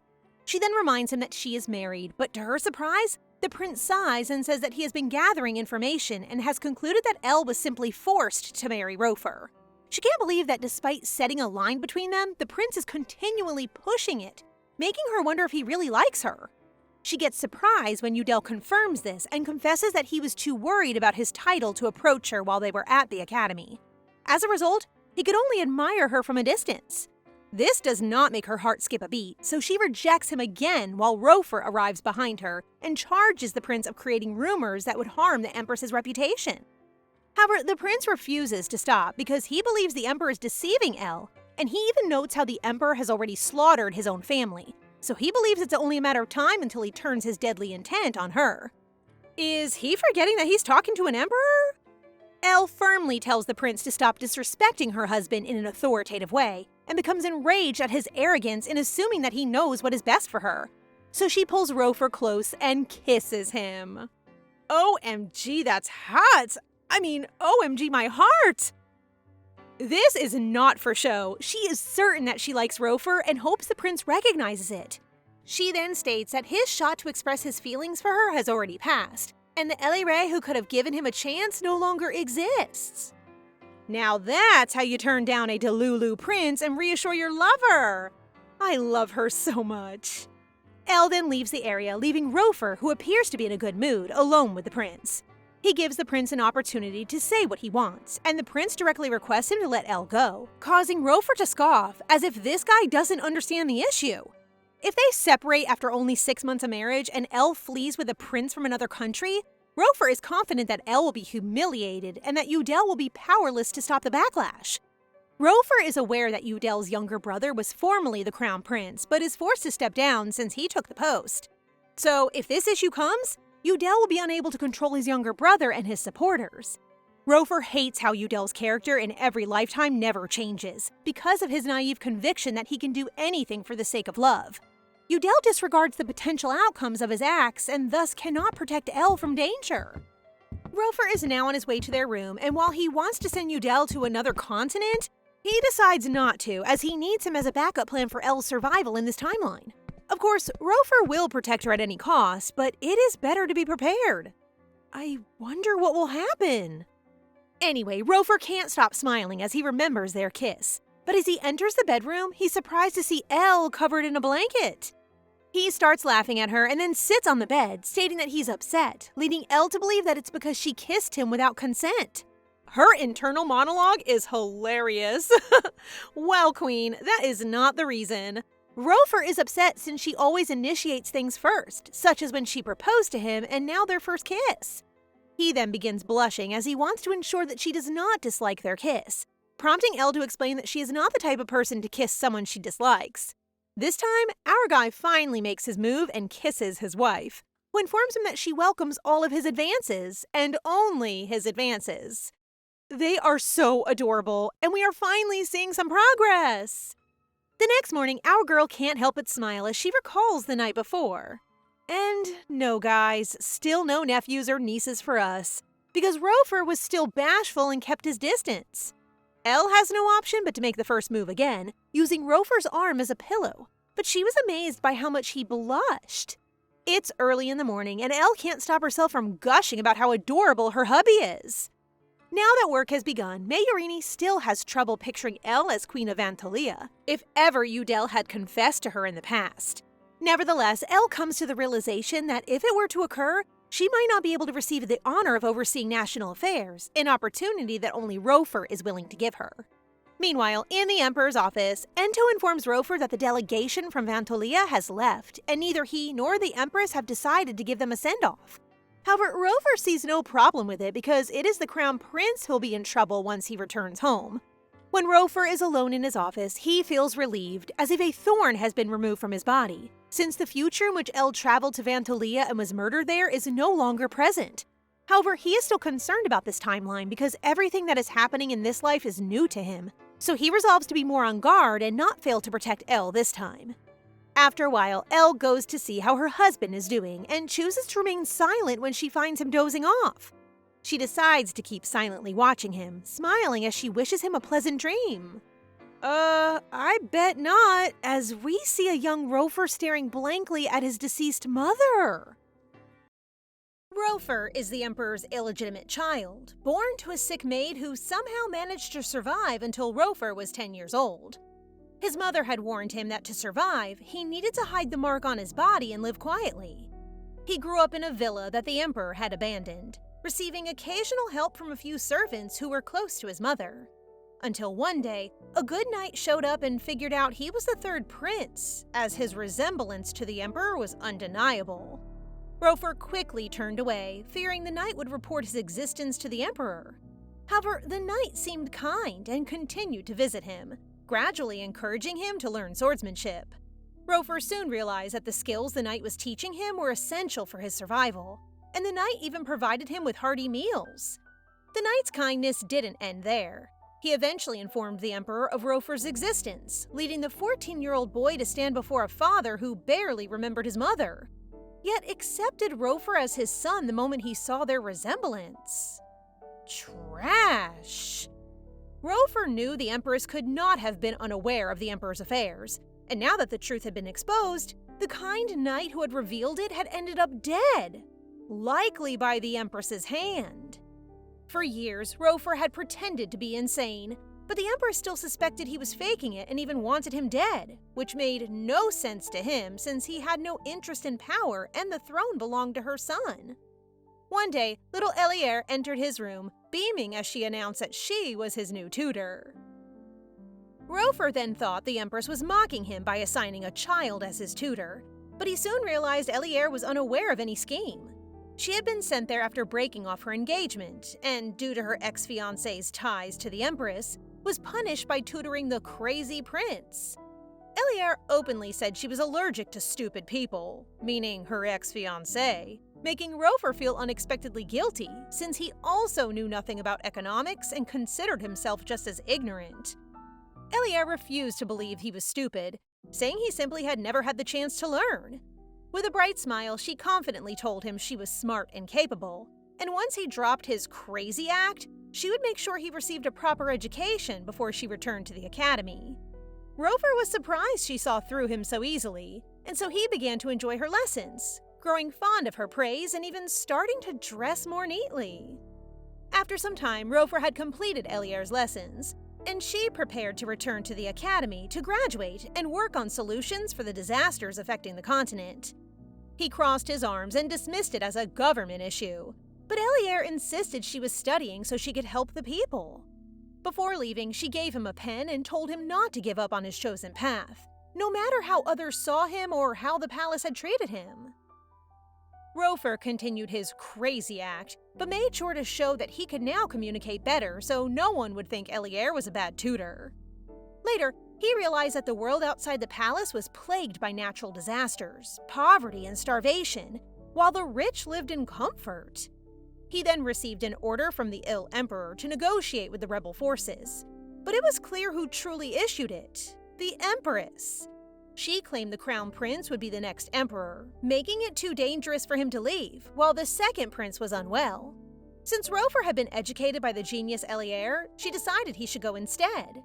Rofer knew he would likely die at the hands of the rebels, and that the imperial family would use his death as justification for retaliation, but he still chose to accept the mission. It was all thanks to the pen Eliere had given him, engraved with her name. He held on to the small hope that the negotiation might succeed, wishing she could live in a more peaceful empire. And if it failed and he died, he was still glad he would die with the courage she had given him. On his way, Rofer was surprised to see Eliere, who appeared to stop him from sacrificing himself and being used as an excuse for the imperial family to attack. She grabbed him and, as always, wore that confident smile, telling him to watch how she would protect his freedom and their country. She said she had always wanted to save the world like a legendary hero, and that he could not stop her, as this was the choice she had made. Eliere died trying, and Rofer could not bear living in a world without her. With the pen, he followed her into the afterlife, only to wake up and realize he had returned to the past. He endured his hellish life just to see her again, but no matter how hard he tried to change their fate, she always ended up dying. Eventually, he gave up on her romantically, but for the first time in hundreds of lifetimes, that evening at a pub, a drunken Eliere proposed to him. I would have gone crazy in one, but hundreds? That's insane!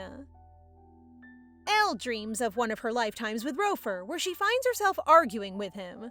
He explains their past lives and how she always dies every time, so he decides to build a lab for her. He promises her everything she wants, as long as she does not leave the place. However, it suffocates her so much that she climbs onto the balcony with a smile, telling him not to lock her up in their next life before she jumps. This girl! During our couple's breakfast, Elle learns that Rofer plans to join this year's hunting competition, where the winner can offer his game to his lady. She doesn't like being in the spotlight and says she would rather watch with him.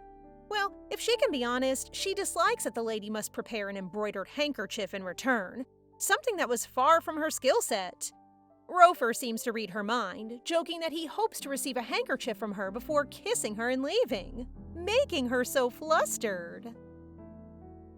Jonathan has been the hunting winner for 5 consecutive years, humbly noting that it is only possible because he does not compete with the Emperor.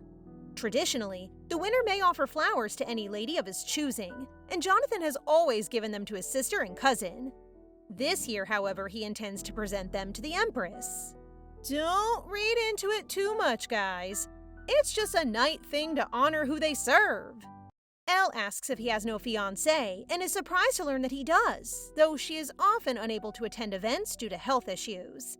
He also mentions that his fiancée is a big fan of Elle and even collects articles about her. Elle responds cheerfully that she will make time to meet her after the competition, which leaves Jonathan smiling warmly. After Jonathan leaves, Elle wonders why no one mentioned he's already engaged, prompting Mayurine to share her view. In noble society, ladies are trained to become ideal wives since they are rarely respected otherwise, and a sick fiancé would often be seen as defective. However, Jonathan doesn't seem ashamed of his fiancée at all. If anything, he appears to be protecting her from criticism. That evening, Elle asks Rofer if he would still marry her if she were sick or had a physical issue. He immediately replies, "No, I would still marry you," which makes her joke that he should work for her if she ever gets sick. He refuses while kissing her, saying that if it ever happens, he would abandon everything just to take care of her. One man like Rofer for takeout, please.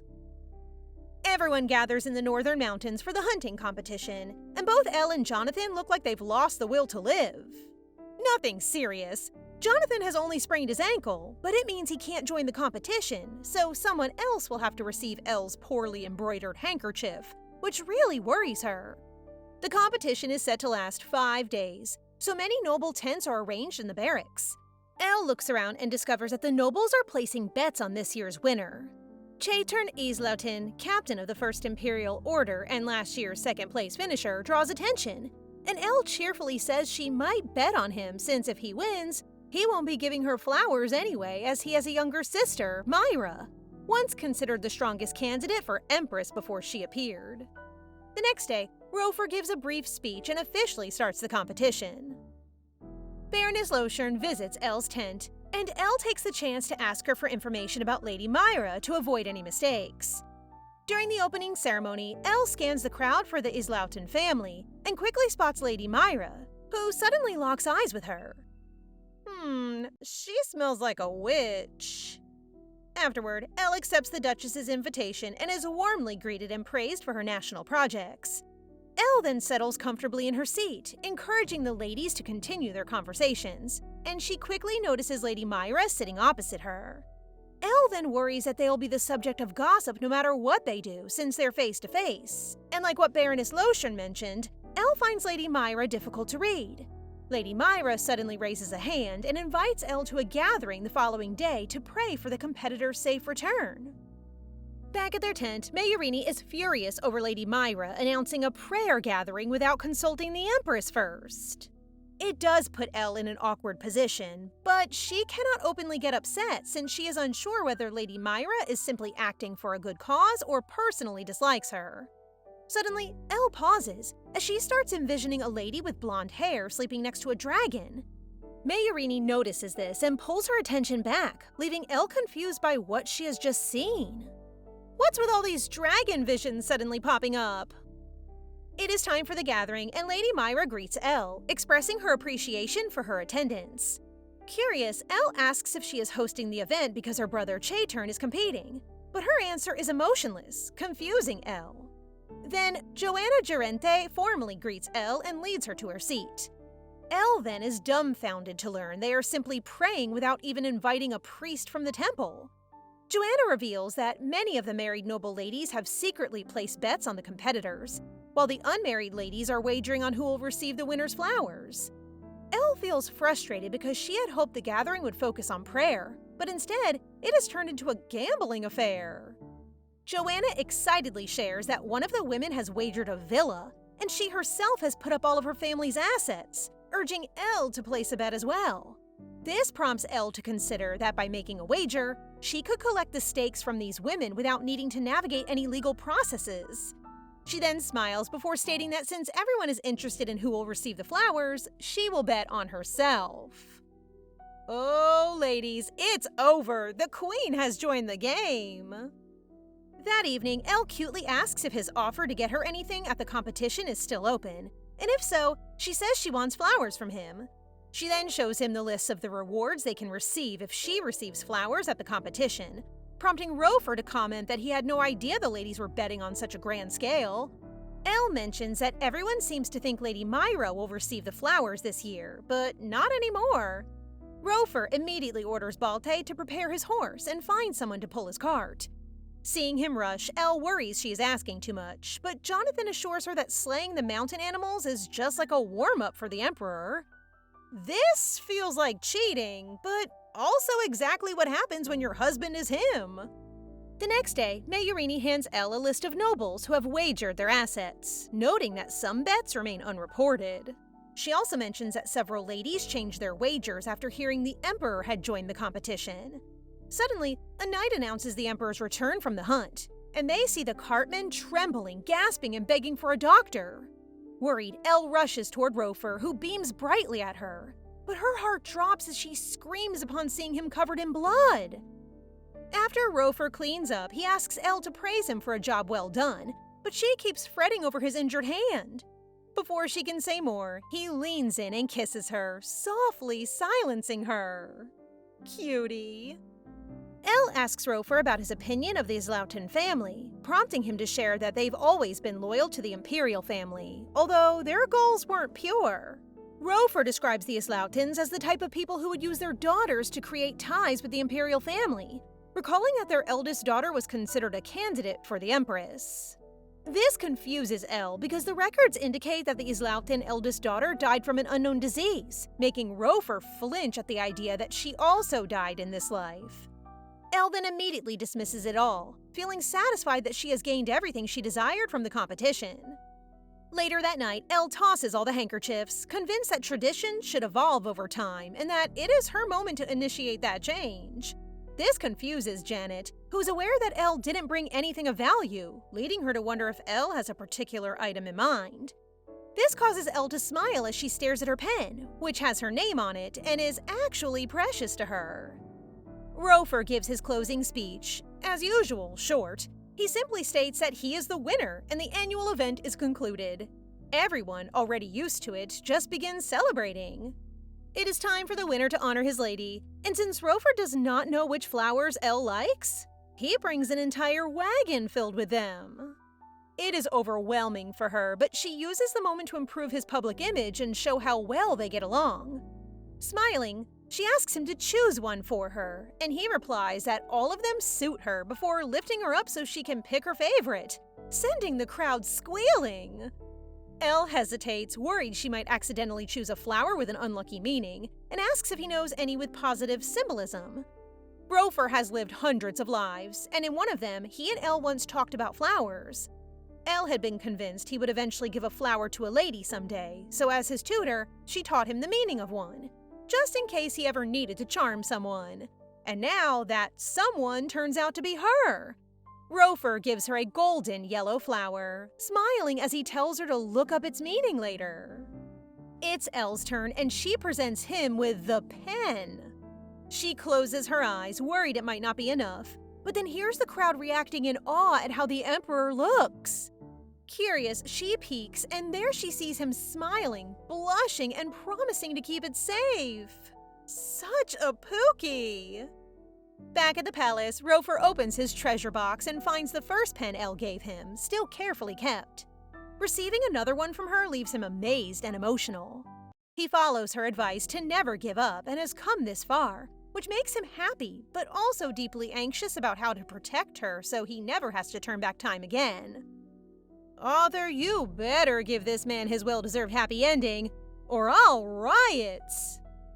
Elle won the hunting bet, right? So, of course, she kept all of the assets she won, but Joanna's father, Count Gerente, chooses to come to her and try to reclaim them, while Joanna stands nervously behind him. He claims Joanna was just joking, but Elle reminds him she is the Empress and her honor was part of the bet. The Count then angrily grabs his daughter's hair, saying he is disciplining her for disrespecting the Empress.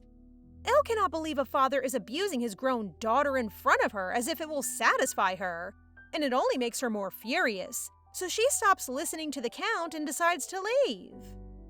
In this era, women are treated as property of their families until marriage, and Elle learns that Joanna is engaged to Viscount Jane, who is 30 years older than her.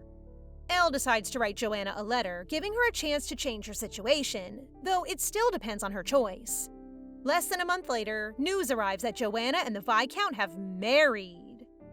Ugh, to be born in this era is terrifying. Elle is heartbroken to learn that the Baroness will no longer assist her for the New Year's banquet, as the elders have assigned Lady Myra instead. The Baroness reassures her that Myra is experienced and will manage well, but that isn't what Elle is upset about. It's losing the Baroness who handled all the preparations while she focused on work. Yup, that's our workaholic empress right there. Well, there's actually another reason. When Elle meets Rofer, she immediately asks if he plans to take a pretty unmarried woman who will start working with her as his concubine, since that's what emperors usually do. Hearing his wife's absurd worry, he scratches his head before pulling her into a hug and reassuring her that she is the only person he will ever marry. Her worries instantly melt away as she turns all blushy, realizing that ever since the hunting competition, her husband has been getting even more romantic with her. The next day, Elle switches to work mode and begins marking the map where construction has stalled. But before she can even start, Myra comes to see her. The lady immediately gets straight to the point, saying she hopes Elle will choose her as assistant for the banquet preparations, and assuring her she is not trying to catch the Emperor's eye. Okay. Elle already intends to choose her, but she can sense there is something else behind her visit. This leads Myra to share that she has received a marriage proposal, and her fiancé is the son of Count Feyrin. House Feyrin has a good reputation, but Myra's concern lies with her future husband, who is known to be an alcoholic, a womanizer, and even harass women from lower-ranking families. Myra admits that her father and brother still hope she will catch the Emperor's attention, but she already knows that will never happen after seeing how deeply he loves the Empress. She's likely to end up marrying the Count's son, and helping Elle with the banquet would at least delay the wedding. That is what she wants. A little more time to accept her reality. They really treat daughters like cattle. After their talk, Elle returns to work and notices something odd on the map. There is no bridge connecting the Ash Plains to the Western Mountains, even though it should be safer after Rofer's expedition. Too exhausted to think, she decides to take a nap. In her dream, she sees a girl who calls herself a priestess speaking to a massive dragon, holding a sword as she declares she will betray him to become a hero and turn her country into an empire. Is that Elle? One of their past lives? And is Rofer the dragon? Elle finds herself reading a book about a myth in the library late at night, convinced that her dream has significantly impacted her. She remembers that the woman from her dreams was the priestess of the sun god, yet she feels puzzled by the woman's sad expression as she gazes at the dragon. She then continues to read until she eventually feels sleepy. The next day, Lady Myra presents Elle with a list of interior decorations and tea sets needed for the upcoming New Year's banquet.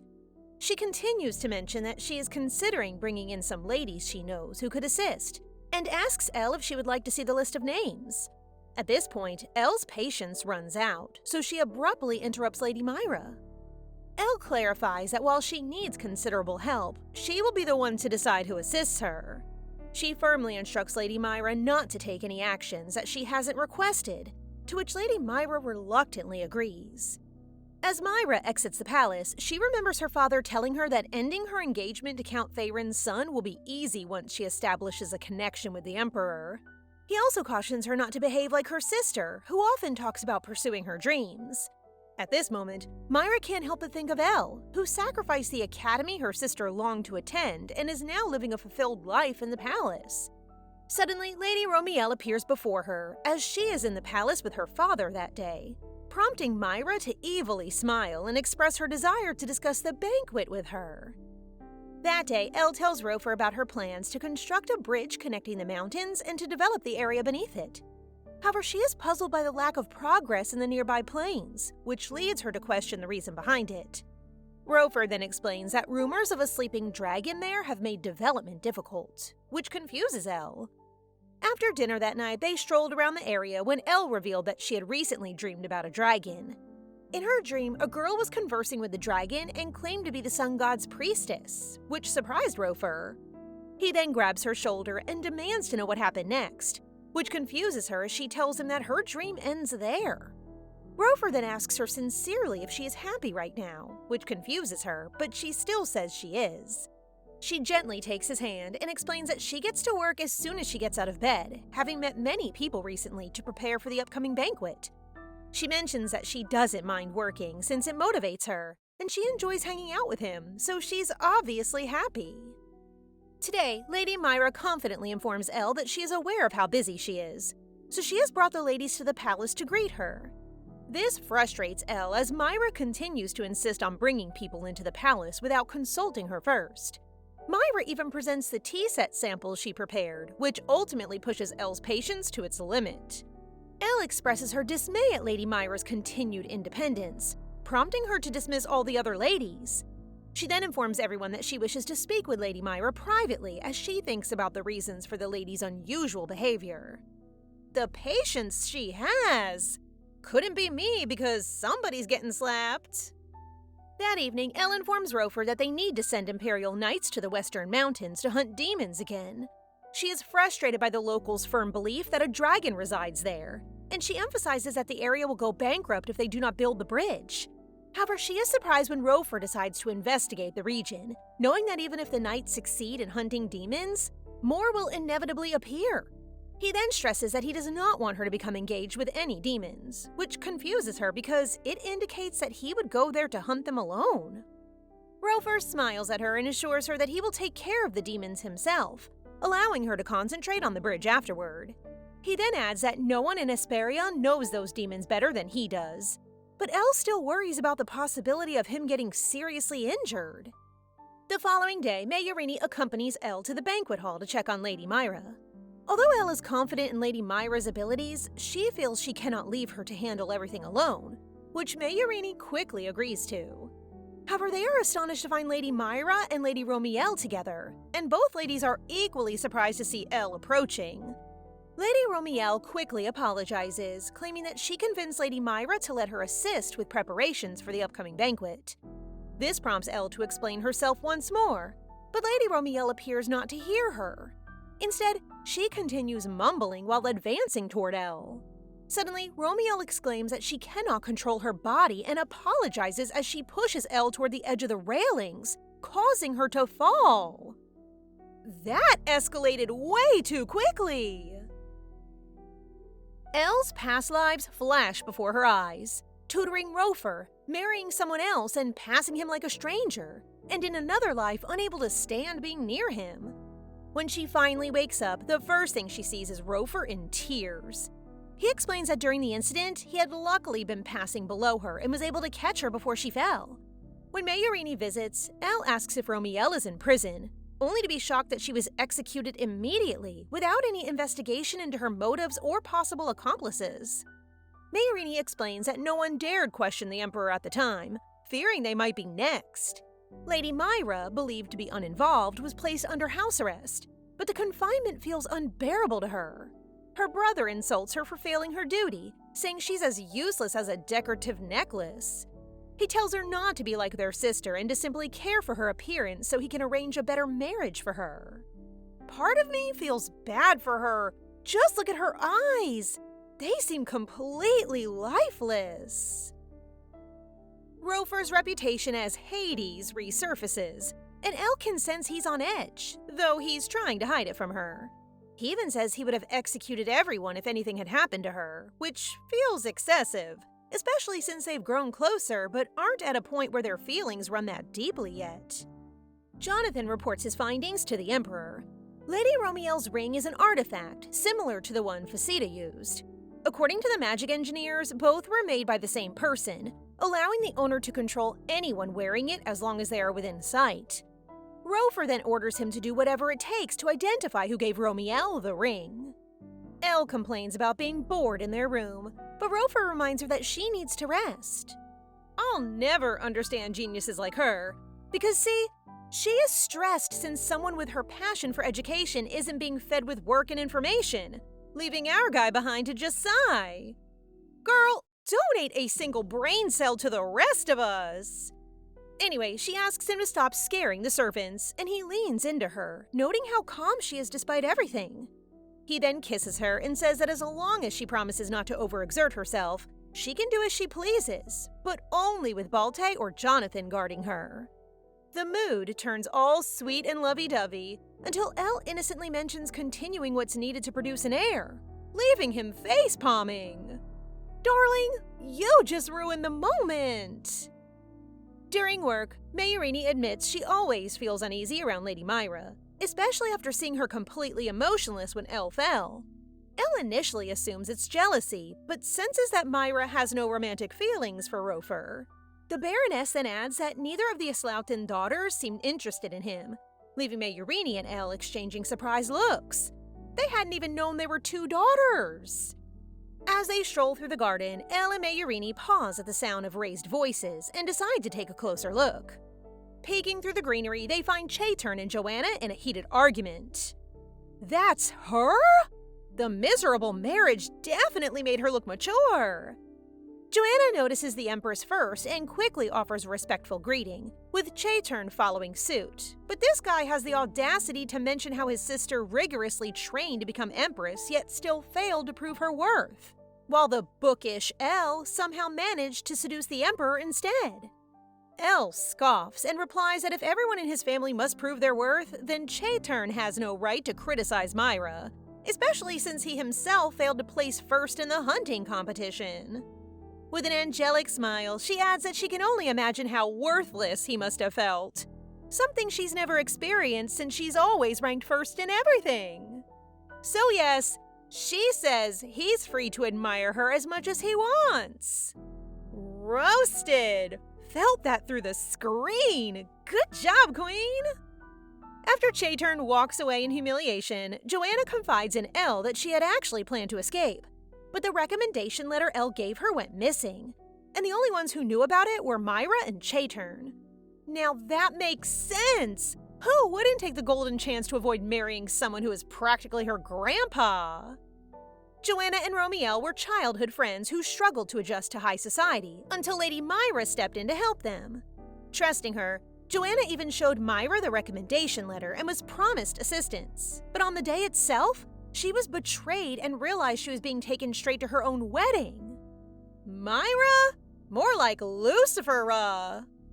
Joanna is also furious at Chayturn, who helped Myra secure the carriage, proving the two were working together. Elle then learns from Joanna that Myra was never interested in becoming Empress at all. Her real goal was to make Elle grow tired of high society and eventually leave the palace. Back in the office, Elle looks into Myron Islaughton, Myra's eldest sister.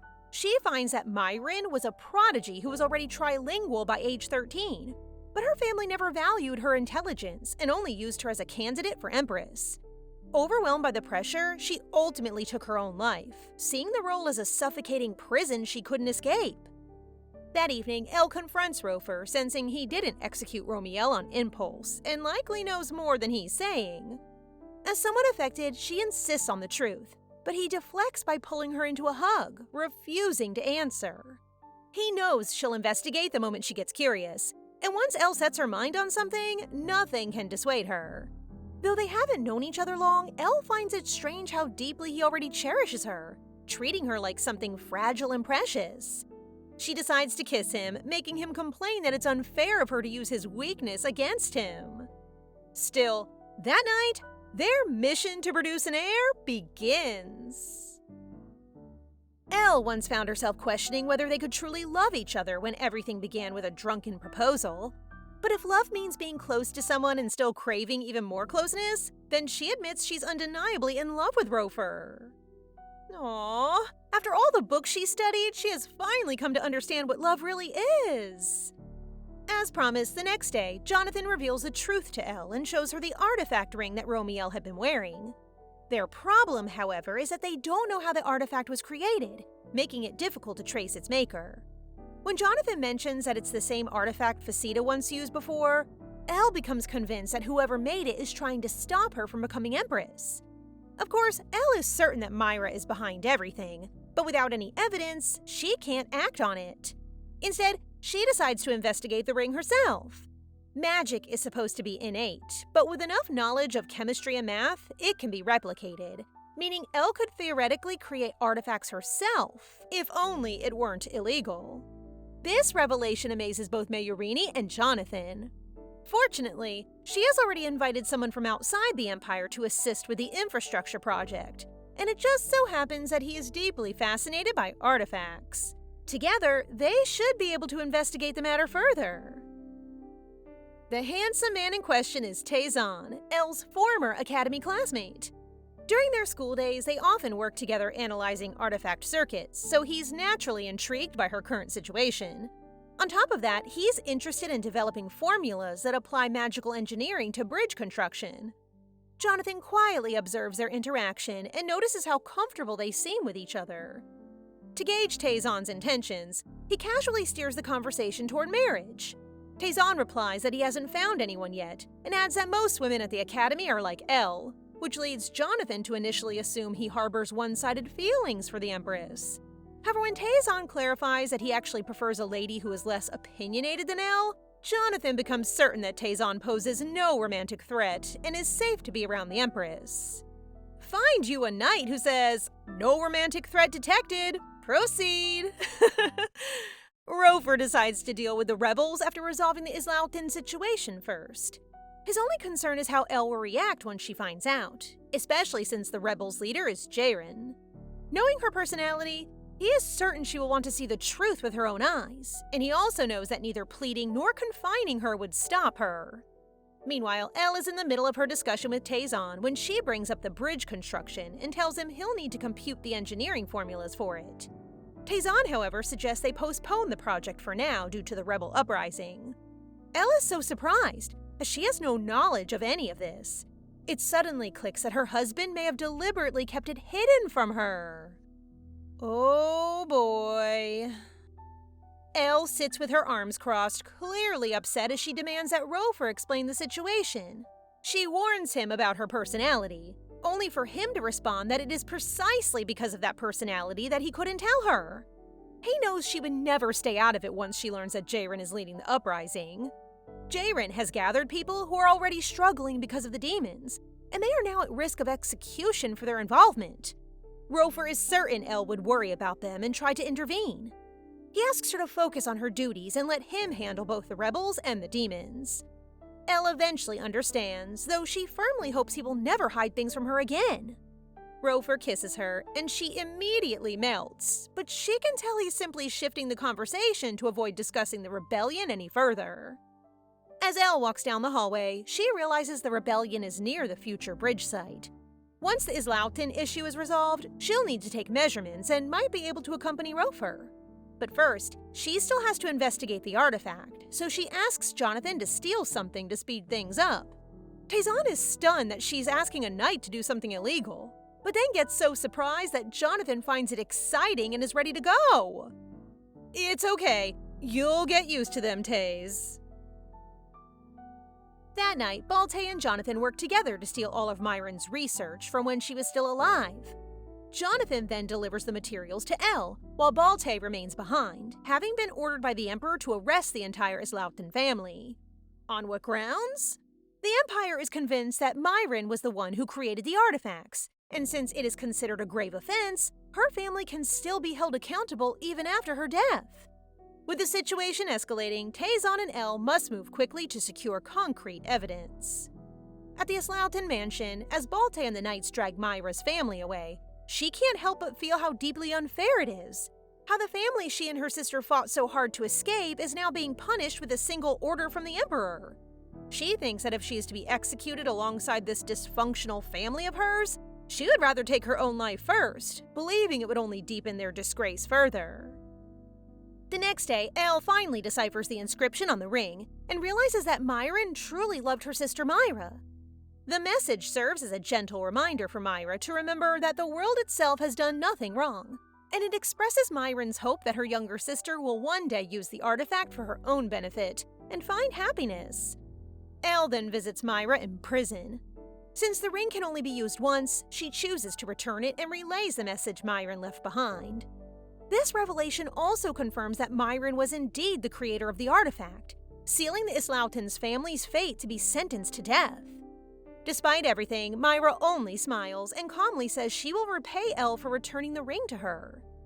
Elle didn't understand what that smile meant until the following day, when news arrived that Myra had killed her brother and father before vanishing.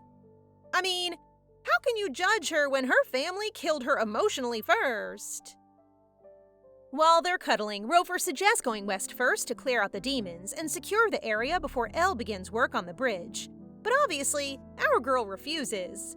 He warns that the rebels are concentrated there, making it even more dangerous. But she reminds him she isn't safe at home either, especially with Myra having escaped prison. He holds her tightly and admits he wishes he could lock her away just to keep her safe. But he already knows she won't be stopped from doing things her own way. They head to bed, and she asks if he doesn't trust her to consult him before acting on her own. He gently plays with her hair and tells her he knows she's more loyal and honest than he deserves. It's just the world he doesn't trust. He fears this twisted place might one day push her to betray him, and that the past will repeat itself. It's hard to imagine how anxious he must be right now. The trial of the Islaughton family has been postponed following the deaths of the Marquis and his eldest son. However, the real reason lies elsewhere. The elders have prioritized the escalating rebel situation as a more pressing threat. They are now heading west. Inside the carriage, Elle is accompanied by Mayorini and Taizan. Taizan, though unwillingly caught up in the matter, seems relatively at ease, reassured by the presence of the Imperial Knights and the Emperor himself leading the expedition at the front. The plan for the journey is clear. Elle will go to the Lord's castle to safely conduct the necessary measurements within the territory. The areas beyond it will only be assessed later, once the knights have eliminated the demons in the region. They are forced to cut their journey short and stop at a nearby inn when Elle suddenly begins vomiting. Something she finds odd since she has never been prone to motion sickness before. Fortunately, they manage to find someone with medical experience to examine the Empress. And oh my, isn't he pretty with that long silver hair and icy expression? He introduces himself as Savens, and after checking Elle, he delivers the diagnosis. Our genius Empress, who lives and breathes knowledge more than anything else, is actually in the early stages of pregnancy. Mayorini and Taizan are shocked by the news, but Elle is the most flabbergasted of them all. She still can't believe she created an actual human and will be giving birth to it. The way she sounds like a scientist discovering a new species is killing me. Since a pregnancy within the Imperial family is a closely guarded secret, they'll need to keep a close eye on Savens. Elle decides to get some rest, but when she opens her eyes, she finds herself standing in a beautiful field of flowers. Naturally, she assumes it's just one of those strange pregnancy dreams. A young girl laughs at her assumption before introducing herself as someone who comes from an era when powerful magic still existed in the world.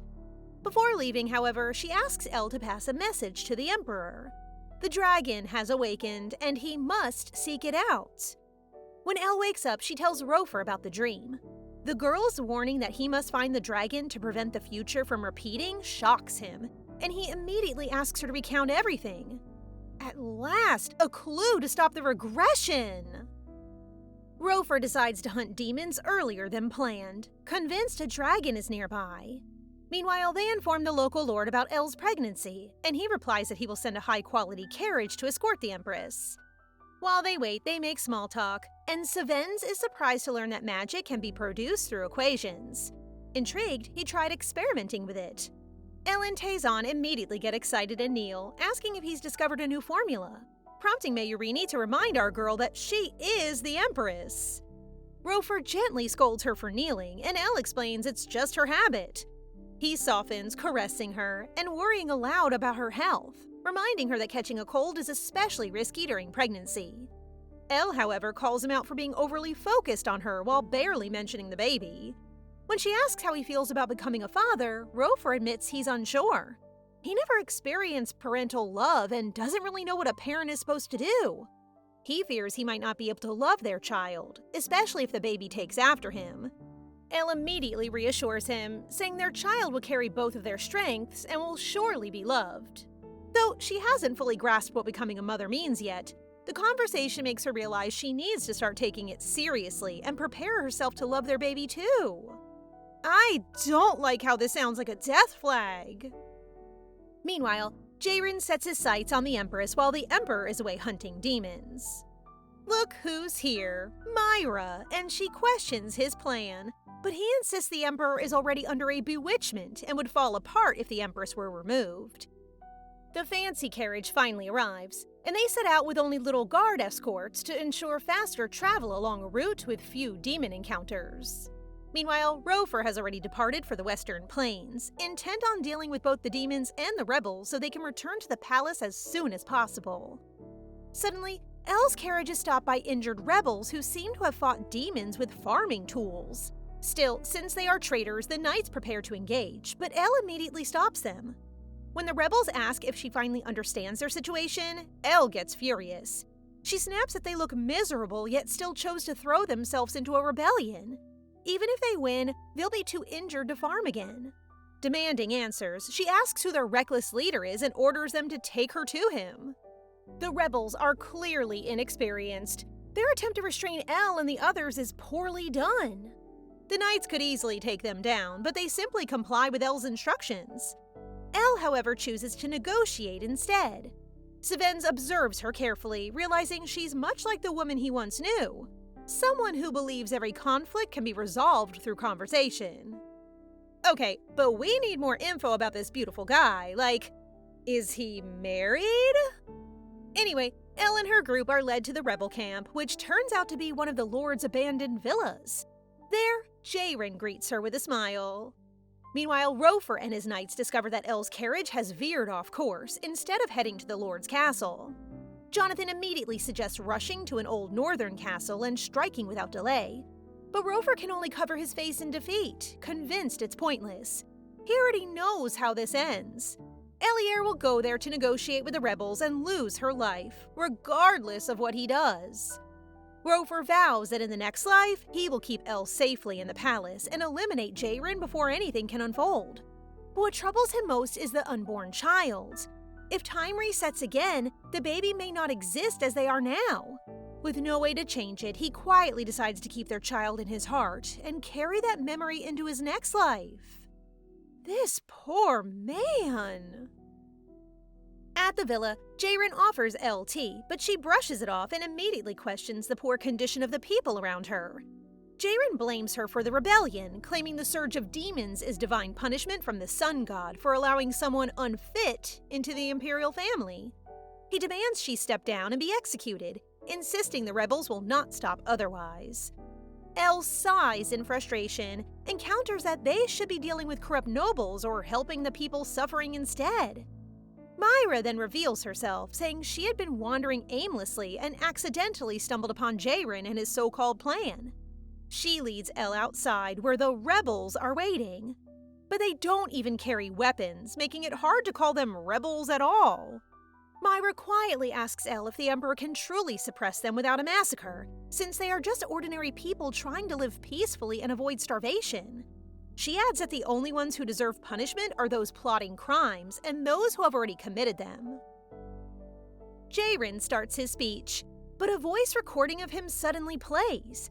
In it, Myra questions whether killing the Empress would really improve the world. Jayren coldly replies that nothing would change. She would simply be replaced, while the weak would remain suffering. Elle then realizes Myra was never on Jayren's side and is actually disgusted by him for using the rebellion as a front for personal revenge. Rofer runs toward Elle in horror as Jayren draws his dagger and moves to stab her. Before he can reach her, Myra activates her artifact. She thanks Elle for passing on her sister's message and says this is her repayment. A surge of smoke erupts from her artifact and attacks Jayren, stopping him mid-strike, while Myra collapses from the backlash. Suddenly, Sven snaps his fingers and freezes everyone in place, except Elle and Rofer. He tells Rofer there's no need to turn back time, since Myra has already died in place of his sacrifice, leaving Rofer completely confused. Sven then explains that to activate the sun god's power and rewind time, Rofer would have to sacrifice Elle. I am not prepared for this plot twist! Hearing this leaves Rofer stunned and unable to respond. Elle, meanwhile, realizes Svenz must be the dragon from her dream. Svenz confirms it, revealing his hatred for the first emperor who betrayed and sealed him away. He admits he intends to kill both Elle and Rofer, but since Elle has shown unusual intelligence for a human, He gives her a chance to convince him otherwise.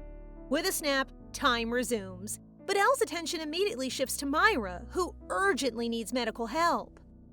Taezan couldn't believe that the artifact Myra had used so many times still retained enough power to kill Jaerin instantly. And although she knew it would also mean her death, she chose to end things that way. Elle realizes Myra used the artifact not out of heroism, but because she had nothing left to live for and simply wanted to be with her sister again. May she rest in peace. When Elle mentions Savens, Mayorini looks at her confused, asking who this person is. Elle then turns to Rofer to ask if he has also forgotten about Savens, but he still looks shocked and continues to mumble things that Elle cannot understand. Quickly, Elle decides to pull him closer and yells for him to snap out of it, insisting that he needs to regain his senses since the knights are all waiting for his orders, drawing the attention of everyone present. After Elle vents her frustration, she sighs and tells him to address the situation first so they can talk about the whole dragon/sacrifice thing later. Rofer agrees, but insists that she promised never to leave him after he shares everything, prompting Elle to quickly assure him. Afterwards, due to Elle's condition, they visit the Lord's castle first. There, Elle receives a thorough examination regarding her pregnancy and is advised to avoid overexertion for now. She then asks Rofer to reveal everything to her before their child is born. Rofer informs her that she first met him last year at the pub, but he had met her hundreds of years ago. After sharing everything with Elle, Rofer hands her an old fountain pen engraved with her name, and she is amazed to find that there are indeed 2 fountain pens before her. Curious, she asks if he uses the pen whenever he rewinds time, and she learns that Rofer holds it just before he meets his end, and that it always remains with him after he turns back time. She snatches the old pen and tosses it aside, telling him that she doesn't plan to die this time, so he doesn't need to cling to something that brings back painful memories. She then embraces him and reassures him that he is not alone anymore, as she will always be by his side. Elle then recalls the Book of Genesis at the library, and since they're supposed to look in that book whenever the Empire is in crisis, now seems like the appropriate time. After Rofer leaves, Elle notices the materials Mayorini brought for her and spots a particular book that lacks a title or author on the cover. She discovers that it is a journal belonging to a girl named Estelle, who ventures into the mountains in search of a dragon. Eventually, she encounters Savens, who coldly questions whether she climbed all the way up there to die. Estelle simply smiles, revealing that she actually came for him. Eventually, the two grow close, to the point that Savens even starts thinking of ways to make the sun god abandon Estelle, the priestess, since the power she carries is more than her body can bear. Her ability to see the future shortens her lifespan, but Estelle has no regrets. She uses it to help people, and without it, she would never have met him. Savens sighs, knowing he can't change her mind, and he just declares that if she dies, he will go with her. One day, Savens complains that Estelle stayed in her hometown too long and didn't come to see him. Estelle avoids his gaze as she explains that she must marry the son of a neighboring tribe's king, and because of her short lifespan, she is expected to bear a child who will inherit the sun god's power. Savens looks confused, not understanding what that has to do with her staying by his side. Estelle explains that once a woman is married, she belongs to her husband, and adds that she cannot abandon her people. Before leaving, she kisses him and tells him she won't be able to see him anymore. Oh, they were in love! Rofer and Elle arrive in the capital and plan to visit the secret library, but Savens suddenly teleports them inside. Elle is surprised he even knows the place, though it makes sense since the library has been preserved by ancient magic. She then shows him Estelle's journal, saying she found no useful clues in it, and leaves the decision to him on whether he still intends to kill them. In the journal story, Savens goes berserk and kills Estelle's fiancé and the other tribal heirs. Estelle is then brought before the king, her father, where she kneels and denies any relationship with the dragon. But the king doesn't believe her and orders her to prove it by bringing back the dragon's head. Estelle visits Savens one last time, and he behaves as if he didn't just kill her fiancé. She does the same, smiling as if she never told him she was getting married and wouldn't see him again. She then tells him her father wants to unite all the tribes and form an empire, but it's impossible within his lifetime, especially since he refuses to pass leadership to his daughters. Estelle has 2 choices: leave with Savens or become the first empress. She chooses the latter, and knowing he once said he would die with her, she asks him to die for her now. Before meeting Savens, Estelle went to the temple to complain about her short lifespan and demand that the sun god take responsibility. The god listened and gave her a sword to seal Savens and help her become empress, but at the cost of her life. Now, as Savens unleashes his power against her, Estelle stands firm, certain he won't truly harm her because he loves her, even if he doesn't realize it yet. As she raises her sword, she tells him to resent her if he wants. After all, she chose power over a life with him. In the end, Estelle became the first empress of the new empire, yet her father still refused to acknowledge her simply because she was a woman, even after she sacrificed everything and chose her country. Estelle refuses to have a husband and decides to make her sister's son her successor. With her lifespan growing shorter, Estelle brings her young successor to the secret library and instructs him to pass on word of the book she has kept there, to be opened only when the empire is in danger. She knows her end is near, but she has no regrets. She has secured her place in history as a woman who built an empire. In the final pages of her journal, she apologizes to Savens for asking him to die for her, and for ultimately choosing her people over him. Back in the present, Savens loses interest upon seeing how willing Elle is to accept death. He orders Rofer to just open the Book of Genesis, saying he will ignore them if they don't try to turn back time again. As Rofer opens it, a glowing, younger Estelle suddenly appears from the book. Estelle reveals she stored part of her power in the book, and immediately realizes Rofer has turned back time hundreds of times, which is what caused Savens to awaken and break his seal. Savens questions whether she intends to seal him again, warning that even with limited power, he can still destroy the Empire. Estelle admits she once said the Book of Genesis could save the Empire in times of crisis, but the truth is different. She left her memories within it so that when Savens eventually awakened and sought to destroy the empire she built after sacrificing him, she could strip the Emperor of his power, leaving no one able to oppose him. Hearing this, Elle becomes furious, pointing out that they're not just talking about their own lives. Everyone they love would be affected too.